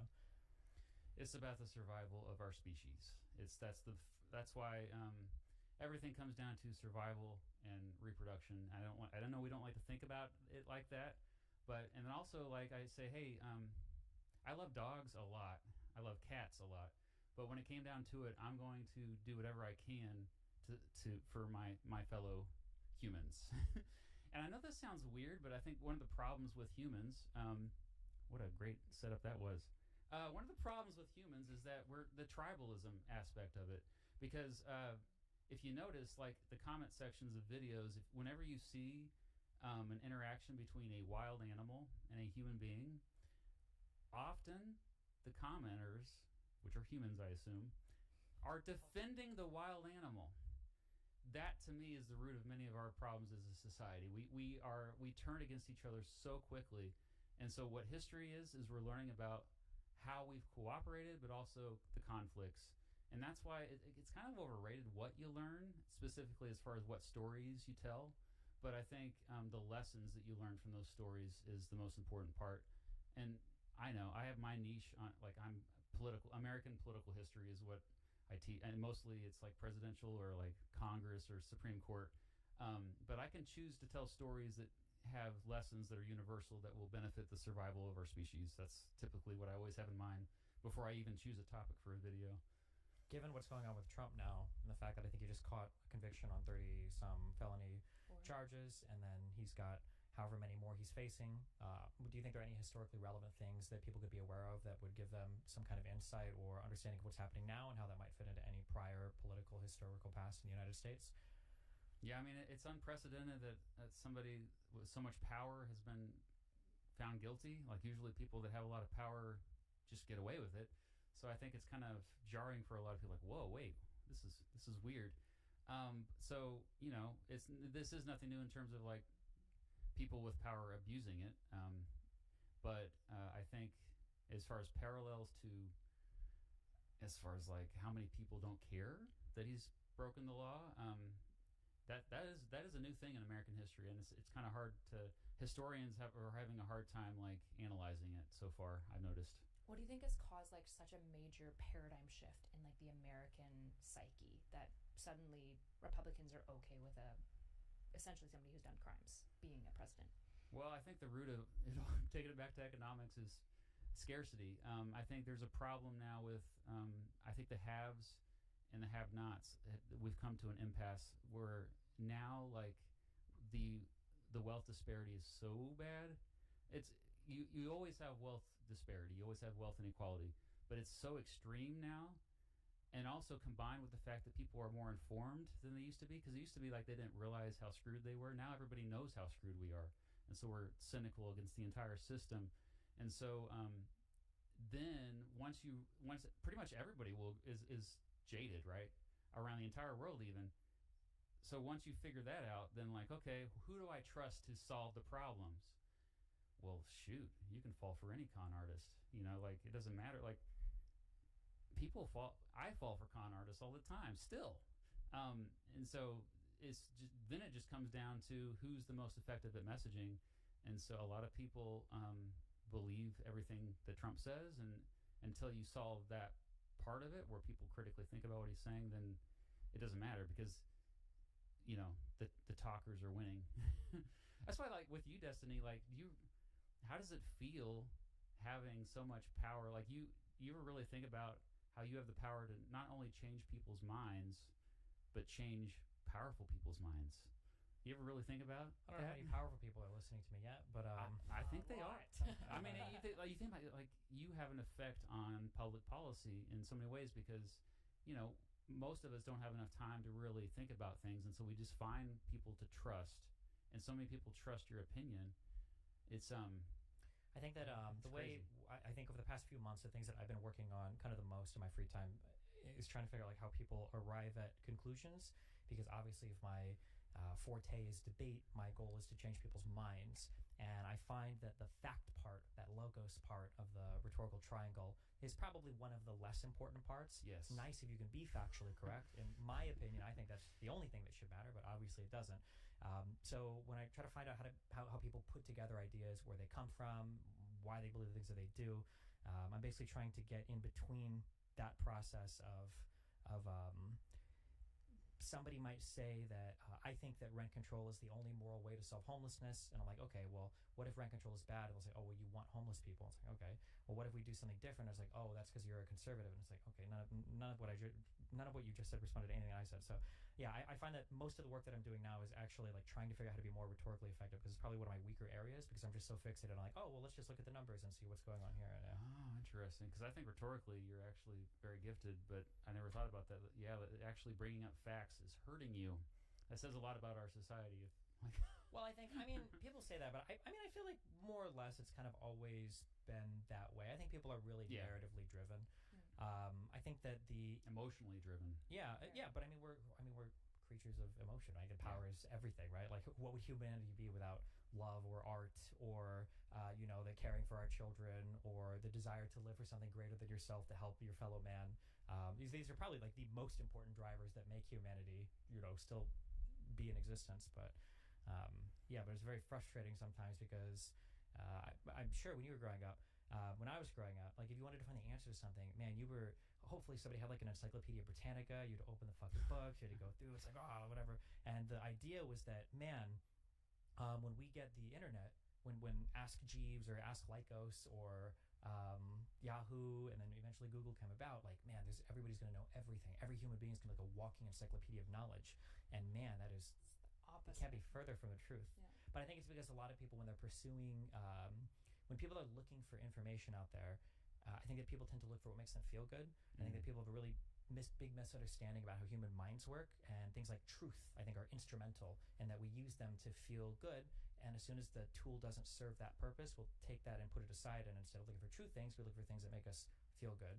So that's a lot of what I deal with, I think, on the internet. Yeah, and I think because your identity is so precious, that whenever someone has a different opinion than you about that's related to your identity, that's why we get so angry on the internet, especially because like they feel like they're personally being attacked. And I usually don't share my opinions in my videos. I usually just their explainer, like, here's what happened, blah blah blah, and I'll even bust out the dictionary a lot of times. But people get mad at that, like, that's the wrong definition. That's not my definition. I'm like, holy crap, we can't even agree on definitions. And especially in English, right, which is like fundamentally like unregulated language, whereas like there's like official regulation for like, I think, the Spanish language. English English, I think I read somebody recently say like English isn't a language, it's 3 languages wearing a cloak and pretending to be one language, right? Like there isn't regulation, which is concerning in this like global conversation where like words can't even be agreed upon because they literally can't be agreed upon because of the nature of the language itself. Well, I mean, and it doesn't even really matter. Like, if somebody wants to use it, like, the problem is whether or not people are getting stuck in debate mode. Like, if somebody says something like, white people can't be racist to black people, I'm like, well, I don't necessarily think that's true. And they're like, that is true. Like, okay, well, what's your definition of racism? Like, well, I think racism is power plus prejudice. Okay, if that's stuff you want to use, and we'll just go with that. That's fine. Like, I don't care. Like, I have a different definition for it, but it's not relevant for the conversation, so we'll go with yours, and then we'll have the conversation from there. But people will, they want to fight and die on whatever hill is important to them. And I say important to them, but really important to their character, or it's like some part of their identity. And yeah, value, or not the value, but the I guess like the level, the quality of conversation today online, and probably to some extent the real world, is so horrible because people are so fixated on fighting over every like stupid thing, and it's just resembling the political tribes they're a part of. It's not actually like trying to get to the bottom of any particular fact or anything. It's very, very frustrating. I feel like this ties well back to education, though. Have you guys ever heard of this concept called mental immunity? It's like a book about it and stuff. I don't think so. Does this have to do with like inoculating people against bad ideas by preparing them? Yeah, I think by introducing things. Yeah. So it's a really good book, actually. I don't like fully agree with it, but the writer, Andrew, I can't remember his last name, talks a bunch about how it's super important that we find a way to teach mental immunity in school.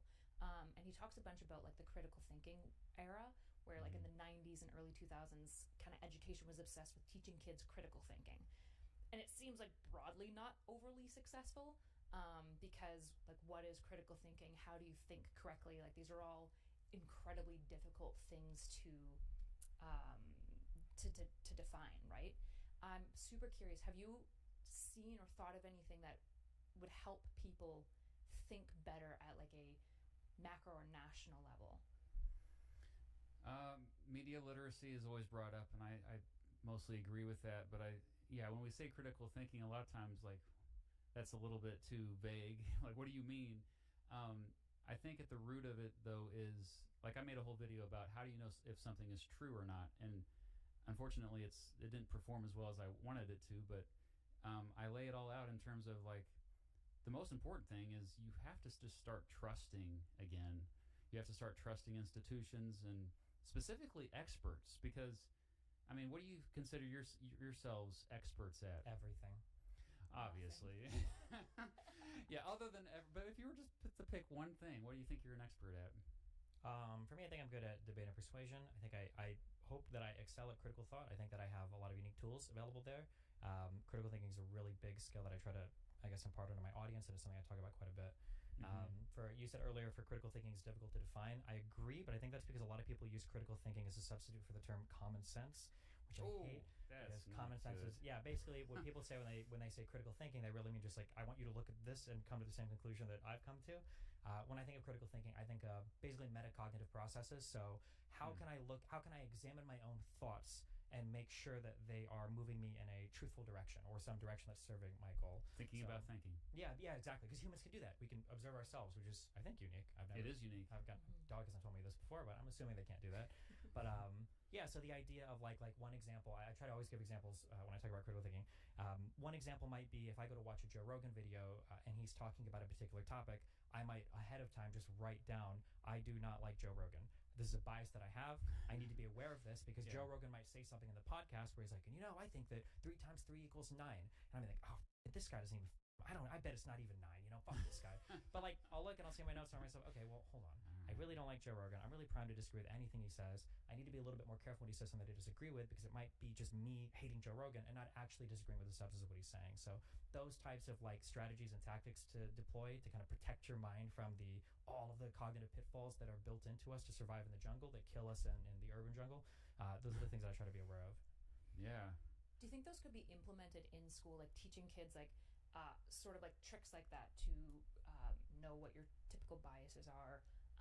Julia Galef has this super cool test where you basically have a bunch of facts and you guess whether it's true or false, but then you also have to guess to what percentage you think you're accurate in your guess, so that you can get a feel between if you think something is true or false, whether you feel like 60% confident or 100%. Because a lot of people, they'll feel like something is true at 100%, and you're like, hold on. That's a really good point. Are you actually at 100%? Right? So there's like these little mental tricks that we can teach people and kids that feel like they'd be so beneficial. I'd be curious how you could like weave that into an educational framework in school. One of the first videos I made was for my 7th graders, specifically about how to critically think. And in that video, my definition was mostly from Wikipedia at the time. I don't know if it's still the same up there now, but it basically is like how to determine if a claim is true, mostly true, partially true, or false. And there's always a spectrum, like you said. There's like, is it? And so I think if they start with the mindset of everything is on a spectrum. In fact, even science, when we talk about going from a hypothesis on one end of a spectrum to a theory on the other end, you can even go beyond a theory. That's where you. I mean, a theory. I know this. That word is also so loaded. I hate it. I hate it so much. That's why I was like, can't we all just get on the same page with definitions? But at the same time, like always knowing every claim is usually on a spectrum. Like there's very few things that are 100% true, very few things that are 100% false. Mostly there's gray area between. And they start with that premise always. Then they're going to always be like, okay, suspend judgment. So you also, like I see this a lot, like my commenters will say, trust but verify. It's kind of a slogan at this point. But you don't want to like trust too much, So it's okay to always have a healthy sense of distrust, I think.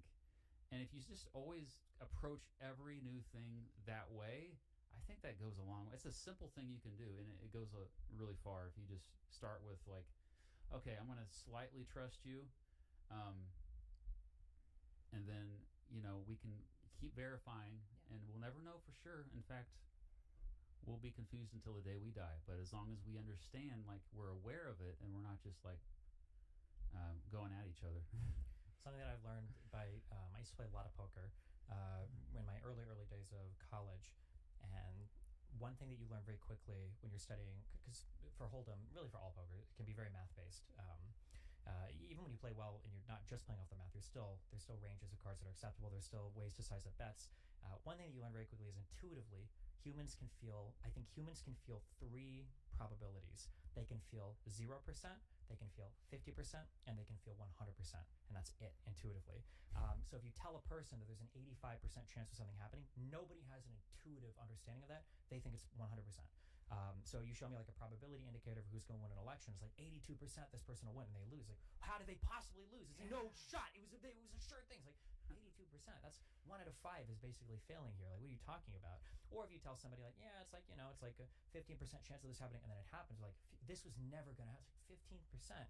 One of the funniest quotes. I'm repeating this, and I haven't dug into. I almost positive this is a real quote, but it was not. Somebody fact checked me in the comments. But I think that I heard. Are you aware that Texas has a unique power delivery system? I'm not familiar. So I believe Texas, is the only state in the country whose energy grid is 100% privatized. Oh, it's like internal, right? Yes, it's not connected to any external grid. And theoretically, with free market and all that, it allows people to compete and have customers bid for a different electrical price and everything, which is a cool concept. However, one of the bad things for capitalism is sometimes dealing with very small statistic occurring events, these black swan events. And several years ago in Texas, you had one of these where the temperatures got incredibly cold and power basically the whole state basically became unpowered. And I heard a statement by, I think it was the governor, and he said something along the lines of like, this event is like, it's so unbelievable that this happened. It was like a 1 out of 10 chance, like a 10% chance of this ever happening. And I was just thinking, 10%? Yeah. My God. That's a random number. That's really high. Crazy. Yes, there's that. Statistics is a class that every student should take, by the way. Yeah. I was going to say, too, for Kyla's question, like, could this ever be integrated into the curriculum? I think, unfortunately, the answer right now is no. But the reason why is because if you're a teacher and you spend any amount of time teaching something that's not going to show up on a final or state exam, you're going to get in trouble because if your students aren't scoring well enough, the administration is going to come down on you and beat the hell out of you and say, why are you wasting time on whatever bullshit this is? You need to be teaching to the test so that your students are passing and we're still getting funded, Yeah. Which is unfortunate structurally, Do you think that intuitive sense you're talking about can be trained, though? Like, do you think you can teach people to understand how to feel out 15% and, like, what that should look like? I think so. Through metacognitions? Oh, I think so, easily. You can be trained to do anything. I mean, I think this is a weird example that just popped in my head. But, you know the movie Idiocracy? Yeah. Mike Judge. Have you seen it? I haven't, but I've heard so much about it. I have a gist of what it's about. Yeah, like, so, I mean, there's a point in the movie where you see these, ignorant characters, like the whole movie, they barely can function. You see them learning. Like, it doesn't matter. We are incredible. Like, our brains are incredibly malleable, and we can learn a lot. Even at an old age, I think we have this perception that, like, oh, well, you're over the age of 50, you're done learning, No, like, this stuff can, of course, be taught. It's what we choose to focus on.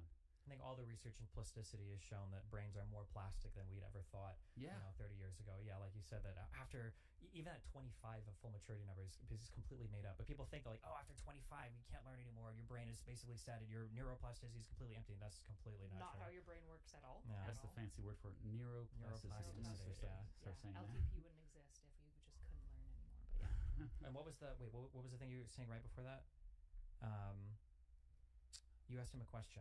Oh, can you teach people to think a certain way? Senses. Yeah. Can you teach people to teach? I think I would disagree, so. but I'd probably agree. I think ultimately we agree. I would say that the most important thing, I think, when you're teaching people is to teach people their limitations.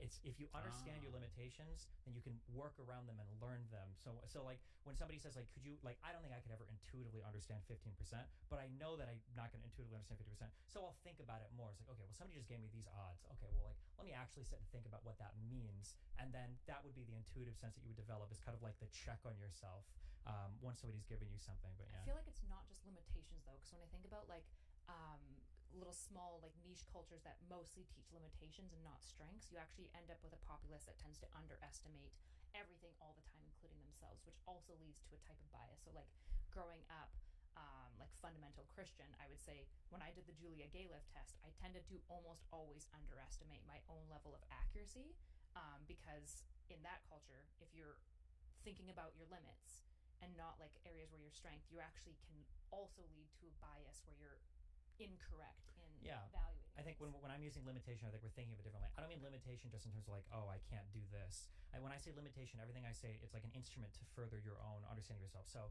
like understanding a limitation might mean that I know that this is an area that I'm weak in, or that I don't have the sense of feeling for. So because I know that that limitation exists, I'm going to work on a way to counteract it. So you might have a limitation in terms of understanding like how confident you are about a particular thing, and that's why you're scoring low. But understanding that might mean that you are going to try to assert yourself more or have more confidence than you would otherwise, until you can like adjust your intuitions otherwise. Okay. Yeah, not necessarily limitation is and like thinking poorly about right, it. so it's not just like the 5 points that you're missing, but being aware of the 5 points. Basically, yeah. Gotcha. I mean, related to that, I do think it's even more important that people just stay curious in general, because I think there is a certain point where as we get older, we become much less curious about learning new things. And I know that, I mean, that really isn't, that some of the loudest people on the internet are just the ones who've stopped being curious. They think, I figured everything out, guys, and they're extremely confident. And to me, like, I think there's such grace in like just admitting you're wrong all the time, just saying that I'm often wrong all the time. And there's just some of the loudest voices just don't do that, and people are almost more likely to believe what they say when they just don't do it. Or maybe I'm wrong on this. Method. He never apologized or defended himself, and it was effective, right? When he was accused of things, he would just flip and accuse somebody else of something. But there's also something deeply punishing about admitting you're wrong, right? Especially in the social media space. Because, like, I agree with you, but I feel like every time that I'm acknowledged, like, hey, guys, just a heads up, I was incorrect about this thing, mostly it results in, like, punishment, where people, like, super nasty about it, and then it gets used against you forever. Like, for example, I always think of the clip where, like, you acknowledge that you, like, are just starting to look into the Israel history, like, months ago, and that gets used constantly now to just fully discredit any of the learning that you've done since then, which is the opposite of good thinking. I think something you brought up that's very true. Are you familiar with the Ask Line test? I think it's ASCH. It's a famous psych experiment where I think so. Yeah, you get a bunch of people to sit in a room, and like 9 of them are your participant, or 9 of them are in on it, and then you got 1 participant. Yeah, and the idea is that like you put lines on a board, and you ask everybody, to measure, do you think this line is bigger or smaller than the other line? And if you have 9 people that are all giving the wrong answer, you can force conformity to some extent on the one person, even though it's like clearly not the correct answer. They feel like a social pressure to give the answer that everybody else is giving. And one of the craziest iterations of that experiment that's very scary is that even when the answers are private and not shown to other people, there is still like a 24% conformity rate on the person. Even when they can't see your answer, there's still that social conformity.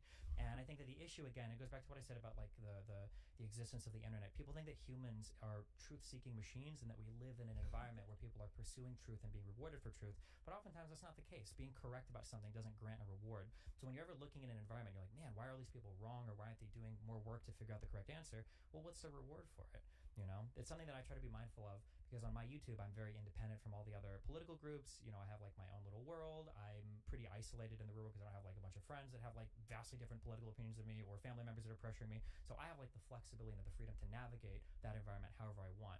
But for another person, you know, admitting that, you know, like socialized healthcare might be better for the United States than what we have now, or admitting that maybe Second Amendment rights are important, depending on the circles that you run in, the cost for having this opinion can be quite high, and the reward for maybe being factually correct or understanding something is non-existent. So I think it's pretty obvious or predictable that people will go in the area that produces the most social benefit rather than say, I'm going to believe this thing because I know that I'm right, and then get ostracized from all your friend groups, and then it's like, well, what was the point of that? What did I get for that? The social benefit is the most important thing. I think so, yeah. So once you start there, you have to work backwards because, yeah, like I had very different political views and religious views when I was younger. And once I gave those views up, it was very difficult. And I'm still like kind of recovering from that.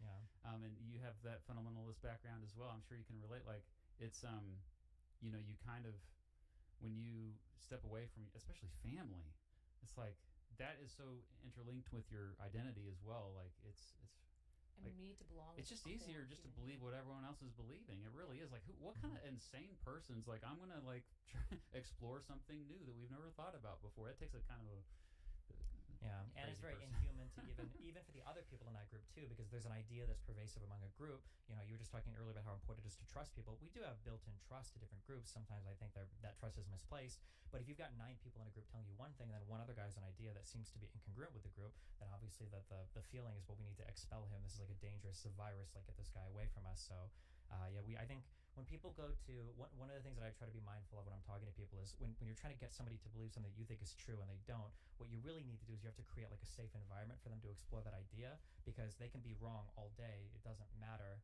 They're not going to have a punishment for being incorrect on it, and they're going to have a huge punishment for for adopting your point of view. And people need to be aware of that when they're trying to figure out, like, why the fuck won't this guy just believe this thing? It's so obvious. Look at all the data, you know. And it's tricky. Nick and I were just talking about this. He caught up with a friend, a couple that they haven't talked in a few years, and he was like, yeah, we lost another soldier because his friend had a kid and became very, very fundamentalist, very kind of like I would just say like dumb brain, like just extreme anti-vax, all the like litany of things, right? And we were talking, and I was like, oh, it's just so frustrating. Like, I feel like you should just tell him. I'll be like, hey, just so you know, I'm like one of those crazy bad people that you're talking about that you think is like ruining the earth, but you respect me and you love me and we're like good friends. Yeah. And he was like, yeah, but at this, like Nick said, I think there's something to the fact that his life is probably just going to be broadly better if he maintains those beliefs, because that's what his family believes, it's what his wife believes, it's what his wife's family believes. And so to some degree, if he changes his position, he's now ostracized not just himself but his child from extended family.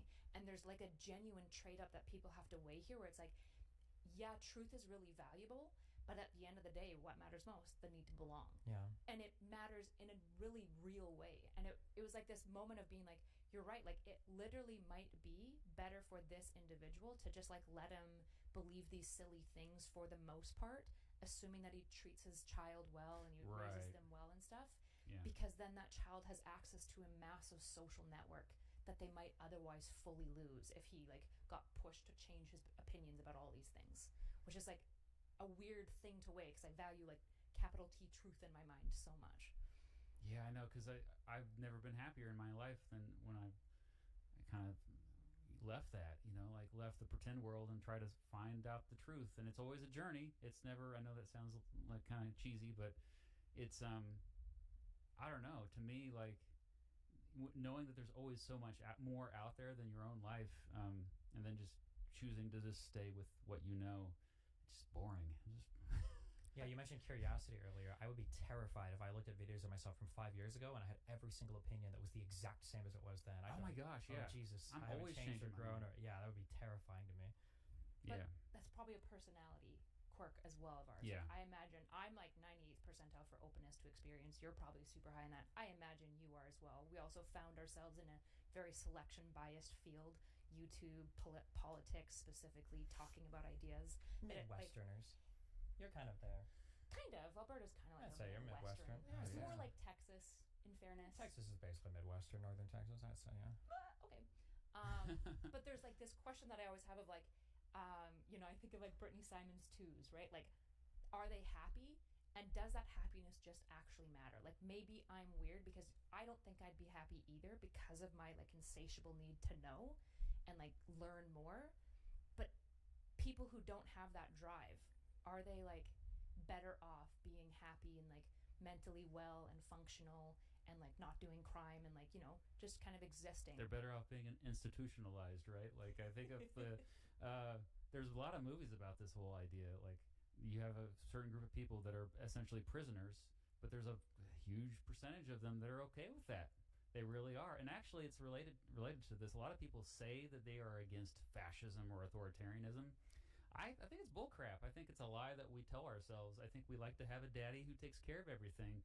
And because there's two things that are important to most people generally. It's economic freedom and political freedom. A lot of times they're going to be willing to sacrifice the political freedom if it means they have economic freedom. Because economic freedom, I think, is more important than political freedom. And so they're willing to like, okay, so we're going to have authoritarian leader. Let's just suck it up. You know? This is also why every time I talk about like an abstract idea or theory for anything, I always ground it out in an example, because the abstracts sometimes are manifesting in people's minds so differently. It was so funny that I just did this 2-week trip to Israel, and I was talking to a lot of people, and I'll start saying, they'll be like, oh, like, what do you think about the next election? And I'll be like, the next election is really scary. It's possible that the next leader is going to be an authoritarian who's going to try to destroy the United States, and he's going to try to take all of our freedoms away. And I think that it could destroy basically the fabric of the United States. And then it's so funny. I realize as I'm talking to people, half of them think I'm talking about Trump. The other half think I'm talking about Biden. So I have to ground it out. It's like, by the way, I'm a Biden supporter. And they're like, wait, what? Oh no. Or even like you see that like two people can be like, we need to protect kids. They should be safe to explore what they want. The parents need to protect them too. And that's why one guy will say, we need to ban all trans medicine. And the other guy will say, we need to leave trans stuff between like parents and doctors and not have the government involved, right? Yeah. It'll be two totally different answers. Or one guy will be like, we need to stop indoctrinating children. They need to learn how to live a life where they're free to make healthy choices for themselves. And one guy will be like, that's why he needs to be completely indoctrinated to the Catholic Church. And the other guy will be like, this is why he should be an atheist and left to choose when he gets older. So yeah, people will have they'll have almost these abstract principles that they haven't thought through much, and everybody will kind of like utter them around each other. But when you look at the application of those principles, they end up being wildly different in practice.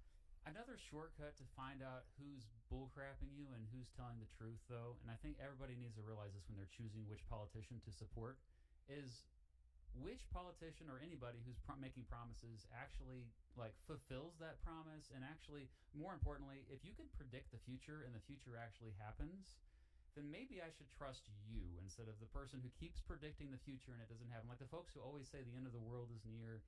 Like there's this streamer, I don't remember her name, but she's big on Rumble, and like she had like she has prophecies. She's like it's like a Trump religion, I think. It's like which is already a religion. I knew it would be eventually, but I didn't know it was already going to happen now.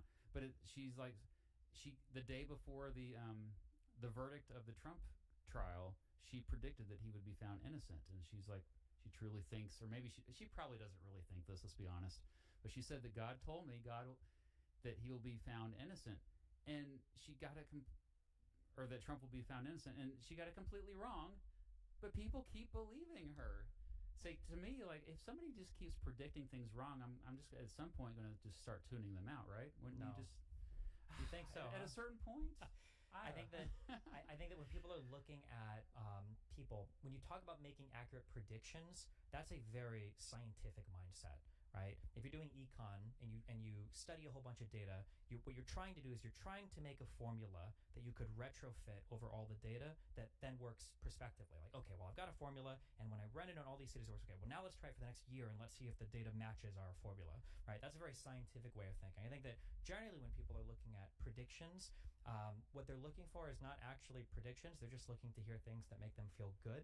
And generally the types of people that exist in these worlds have these, like I call them transcendental ideas, or these things that are over all of our epistemic. There's this thing that basically no matter what happens in the future, you can incorporate that event into your transcendental explanation for what's happening. It was meant to happen. Exactly. God so works in mysterious ways. Yeah, the mainstream media is completely not trustworthy. Alternative media is where it's at. We can never trust anything that the mainstream media says. We'll never trust anything. And then the New York Post, has a story about the Hunter Biden laptop. Well, this time we can trust them because this is one guy I used to talk to my mom about this all the time. We're like, Mom, like, you don't trust the elections? She's like, no, I think the Democrats are going to rig it. Well, why did Trump win the last one? Because enough good people came out because they knew that they were going to rig it. And it's like, okay, so no matter what happens, But you can need always to keep asking your mom. And by the way, the first video I saw of you, you were like in the kitchen with your mom. I never forget. It was like, going back. It was amazing. Yeah. But anyway, like you just need to keep asking your mom. Well, why do you feel this way? That's what I do with my parents. Like, where do you get this information? Why do you feel it? And you just keep asking it until they get sick of you asking it,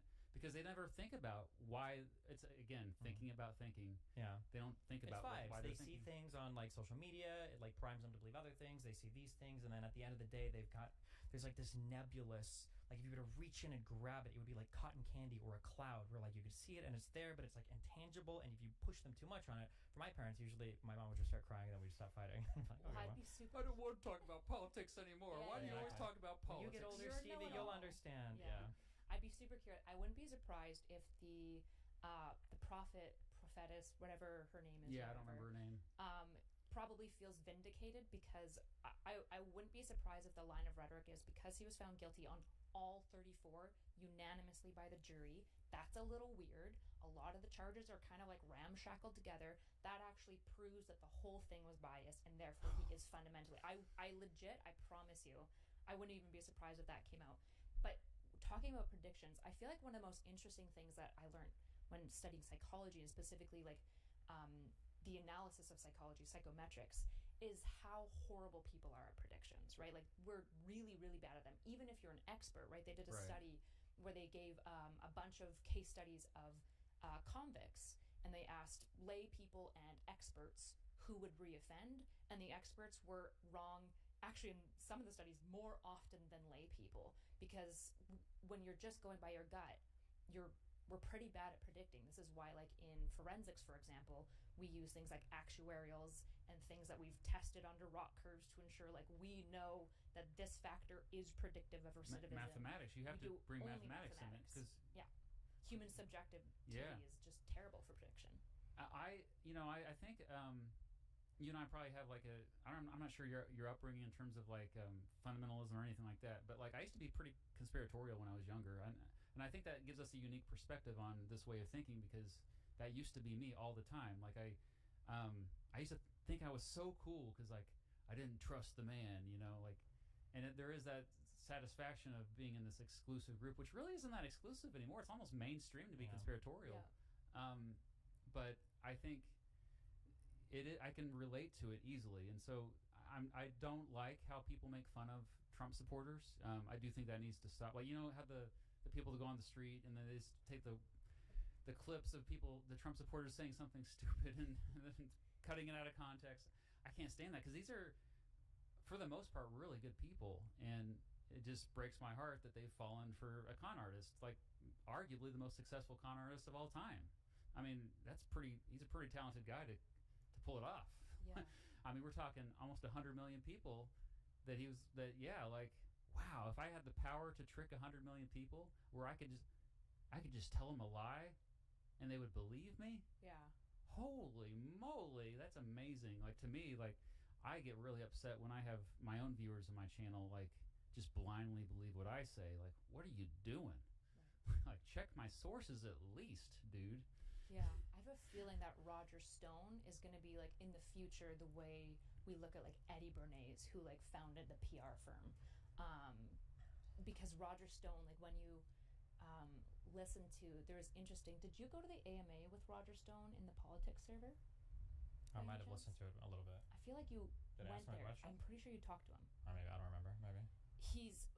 There was this interesting AMA that happened in like a local Discord internet world thing where Mhm. Roger Stone came on and answered questions from the live crowd. Oh, wow. It was super fascinating, and it was terrifying, 'cause by the end of the AMA I was like, this guy's a horrible person, like a horrible person, right? Because he's so sociopath. He's so strategic in how he intentionally, knowingly manipulates people. Because he understands group psychology so well. Yeah. And he's the mind behind Trump, fundamentally. He saw Trump at the right time, he saw Since populism 2000, rising. back in 2000 when Trump first ran for president, people forget that he ran in 2000. He worked with them back then. Yep. Yeah. And it's so fascinating to see how effective mass psychology can be at just kind of, it feels like numbing the mind or something. But then I'm always like, but am I like having the mind numbing happening to me? Like, Also, where am I fucking up? You know. I wanted to bring this up to Destiny because like it goes both ways. Do you ever worry about audience capture? Because I worry about it all the time. Like just following your audience too closely. I mean, I would say yes and no. Like, I don't worry about it because I worry about it so much. I have like a lot of things. I've written extensively about like how to avoid these types of social pitfalls. Even on my flight here, there's like things that I type up for like how are you aware of like how you check your thoughts? How are you aware of like evaluating sources? Are you aware of like what your audience wants, of what you're pressured to say? Like these are things that I try to keep in mind all the time. Yeah, for sure. Especially because in our position, it's very easy to fall prey to that because there's an actual financial reward and incentive for being audience captured. Yeah. Well, there's like to give an example, and you're very aware of this. When I'm in the West and I'm arguing about Israel-Palestine, everybody in the West online, at least the world that I inhabit, they very much argue the very, very, very pro-Palestinian positions, many of which I disagree with, and I'm argued against a lot of those. And the impression that I get is I'm very, very, very, very, very far right, very pro-Zionist, like very anti-Palestinian, which I think my position is not that at all. However, I understand why it would come off that way because of the people that I argue with. I guess I would describe it as like if I'm holding a shield to block arrows, like I can block the people right behind me and I can block the people 100 yards back. It doesn't matter. Like I'm faced in that direction and that's all people see. So one of the things when I was over there, like I visited the West Bank and I was in Israel proper, and my part of the goal is that I want to talk more about things like the settlements because I just don't get to argue against that. And as soon as I started doing those tweets, a lot of the people that loved me, a lot of my Zionist fans that loved me because I'm open to critical thought and I'm evaluating sources and I don't just believe what the mainstream media is, blah, blah, blah, got incredibly fucking upset at me when I started saying like, oh, well, like, you know, the lines at some of these checkpoints are ridiculous. Like, why does this settlement have water 24/7 and this refugee camp that's literally right next to it, you know, only has water for 6 hours a day? You know, why do these people have black barrels on their roofs and these people have, you know, water heaters on their roofs? Like, what's going on here? And in one way, people see me as a contrarian. They're like, oh, you just want to fight against everybody, blah, blah, blah. But in another way, what I'm actually doing is it's a very intentional strategy of adjusting audience expectations. Like, I will spend time turning around and fighting with different people because it helps to establish exactly where I'm at. And I know that you make your audience mad all the time. That's a good thing. Yeah, to some extent, yeah, because you're you made me mad. Sure, yeah. Like I went after you. I have to apologize because what I was seeing was clips of you out of context on Israel Palestine when you do have more nuanced views. So yeah, I'm just as bad. Yeah, no, I mean, yeah, it happens to all of us. I try to now, like, if I get like a clip of somebody, I'm always asking, like, before I, because I'll see something like, oh, this is, hold on, wait, give me the video this is from, and then I'll react to it because I never trust. Yeah, it's so crazy. People will see 15-second clips on Twitter of anything, of a news event, of a foreign policy thing, of a speech. The New York Post. They just cut a Oh, the picture of Biden always wandering off. The false info of him wandering off, where he's just like turning to a parachuter and giving him the thumbs. Yeah, but they cute. But they actually edited the video so the guy's not visible. So it looks like he's just talking at nothing. I'm like, man, what's happening? He wandered off. And why is the New York Post doing that? Like, what is going on? Yeah, that's crazy. Can I ask a meta conversation between you two because it came up? Whatever you want. Okay, because I was kind of on the outs. It was super interesting when I saw you guys starting to disagree on Twitter because it was right at the time that we were talking about Montana, the canvassing event. Oh, and yeah. You were going to come out. And then I saw the Twitter disagreement, and like one of the people that work with me is like, oh no, I was like, Destiny burnt a bridge, like this was gonna be such a cool episode, like, oh no. And I was like, I mean, I don't know, I'll just keep reaching out. So obviously you apologize, do you feel like you also had like a knee-jerk reaction on Twitter, or like how do you feel about that exchange? I'm going to say our tweets directly. I feel like my response was fair, though, because I think I saw you put a comment on a video where you were like, I'm wrong about everything. And then I think I quoted you as like, well, what was I wrong about? And then I think that was about the extent of the exchange. And then I think you said maybe something negative afterwards, like, oh, okay. No, he apologized after. No, I sent you a personal message, I think, just saying, like, I didn't get the full context. Maybe, yeah. But, yeah, I mean, I feel like a lot of people, I mean, like you said, I think people see, like, clips and everything of me, so it's hard to defend. It's really... his fans, like they turned on me.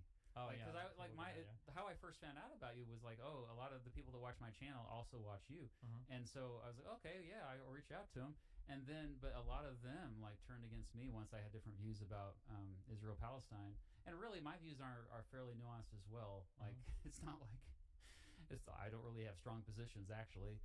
I think a lot of it is framing, honestly, what we choose to focus our attention on. But a lot of times we focus our attention on stuff that we know will get clicks. And so I'm also somewhat forgiving of that because, you focus on it to kind of reel people in. You just hope they stick around to get the complexities and nuance of it afterward. A lot of them don't. There's also like what you choose to focus on can sometimes be more important than like historiography. The framing of events is as important or more important sometimes than the facts themselves. Yes. I'm sure in U.S. history there were probably slaves that were treated well and had good relationships with their owners. I'm sure you can find examples of that. But if you decide to tell the story of slavery in the United States through the eyes of like 3 slaves that didn't have it that bad, even if you're 100% factually correct in everything you're saying, people are going to be like, wait, hold on. Like that's a very particular it's a very particular selection of facts there. I think the irritating thing about online stuff is I don't want to say it's a lose-lose, but you basically if you catch clips of me, depending on what's clipped, it'll seem like my focus is very directed in a particular area. But then my way of counting it, I was like, well, hold on, that's not fair. You should watch this 3-hour video where I do it. It's like, well, hold on, I'm not gonna watch a 3-hour video of you. So it's very hard to combat it either way, where it's like, well, how can I convince somebody that this isn't really what I fixate on? It's like, okay, well, I've got like 15 clips of you talking about it. It's like, well, you can make like 200 clips of me talking about the other thing. They're all really cherry-picked, aren't they? Yeah. Well, it's not even, I wouldn't necessarily say cherry-picked because there are things that I do legitimately say, but like it hits a lot different. It's not even the clipping it. It's that the context feels a lot different when you get it as part of a wider analysis than when you're getting like a particular like 15-second thing. Like black people go to jail in the United States because black people commit more crime per capita than white people. Like that's a fact and that's true, but there are reasons why that's true. Yeah. But if you clip somebody just saying that and you ignore the historical, the socioeconomic, and then the judicial like reasons behind why these things might happen, and you just clip the one thing, then it's like, oh well, this guy's just a racist. Like, okay, well, the defense I have at the end of the day is that like I don't make 15-second videos. So if you're coming to like a huge conclusion about what I'm saying based on like a smaller clip, there's not much you can do to counter that because you can't endlessly caveat every single thing you say. It's impossible. I already caveat too much. It's something I've been trying to actually reduce recently because it's Jesus. Interesting. Yeah. And then when he apologized, because I'm super curious, because I think you and I talked about it, where I was like, "That's good," and you were like, "Well, I don't know," because I know you don't really care about apologies, because especially publicly, people can apologize and it doesn't like mean anything. Well, this is one thing that's a necessary evil, but I get this is why I avoid political streamers, and you're one of the few. The freaking drama, man.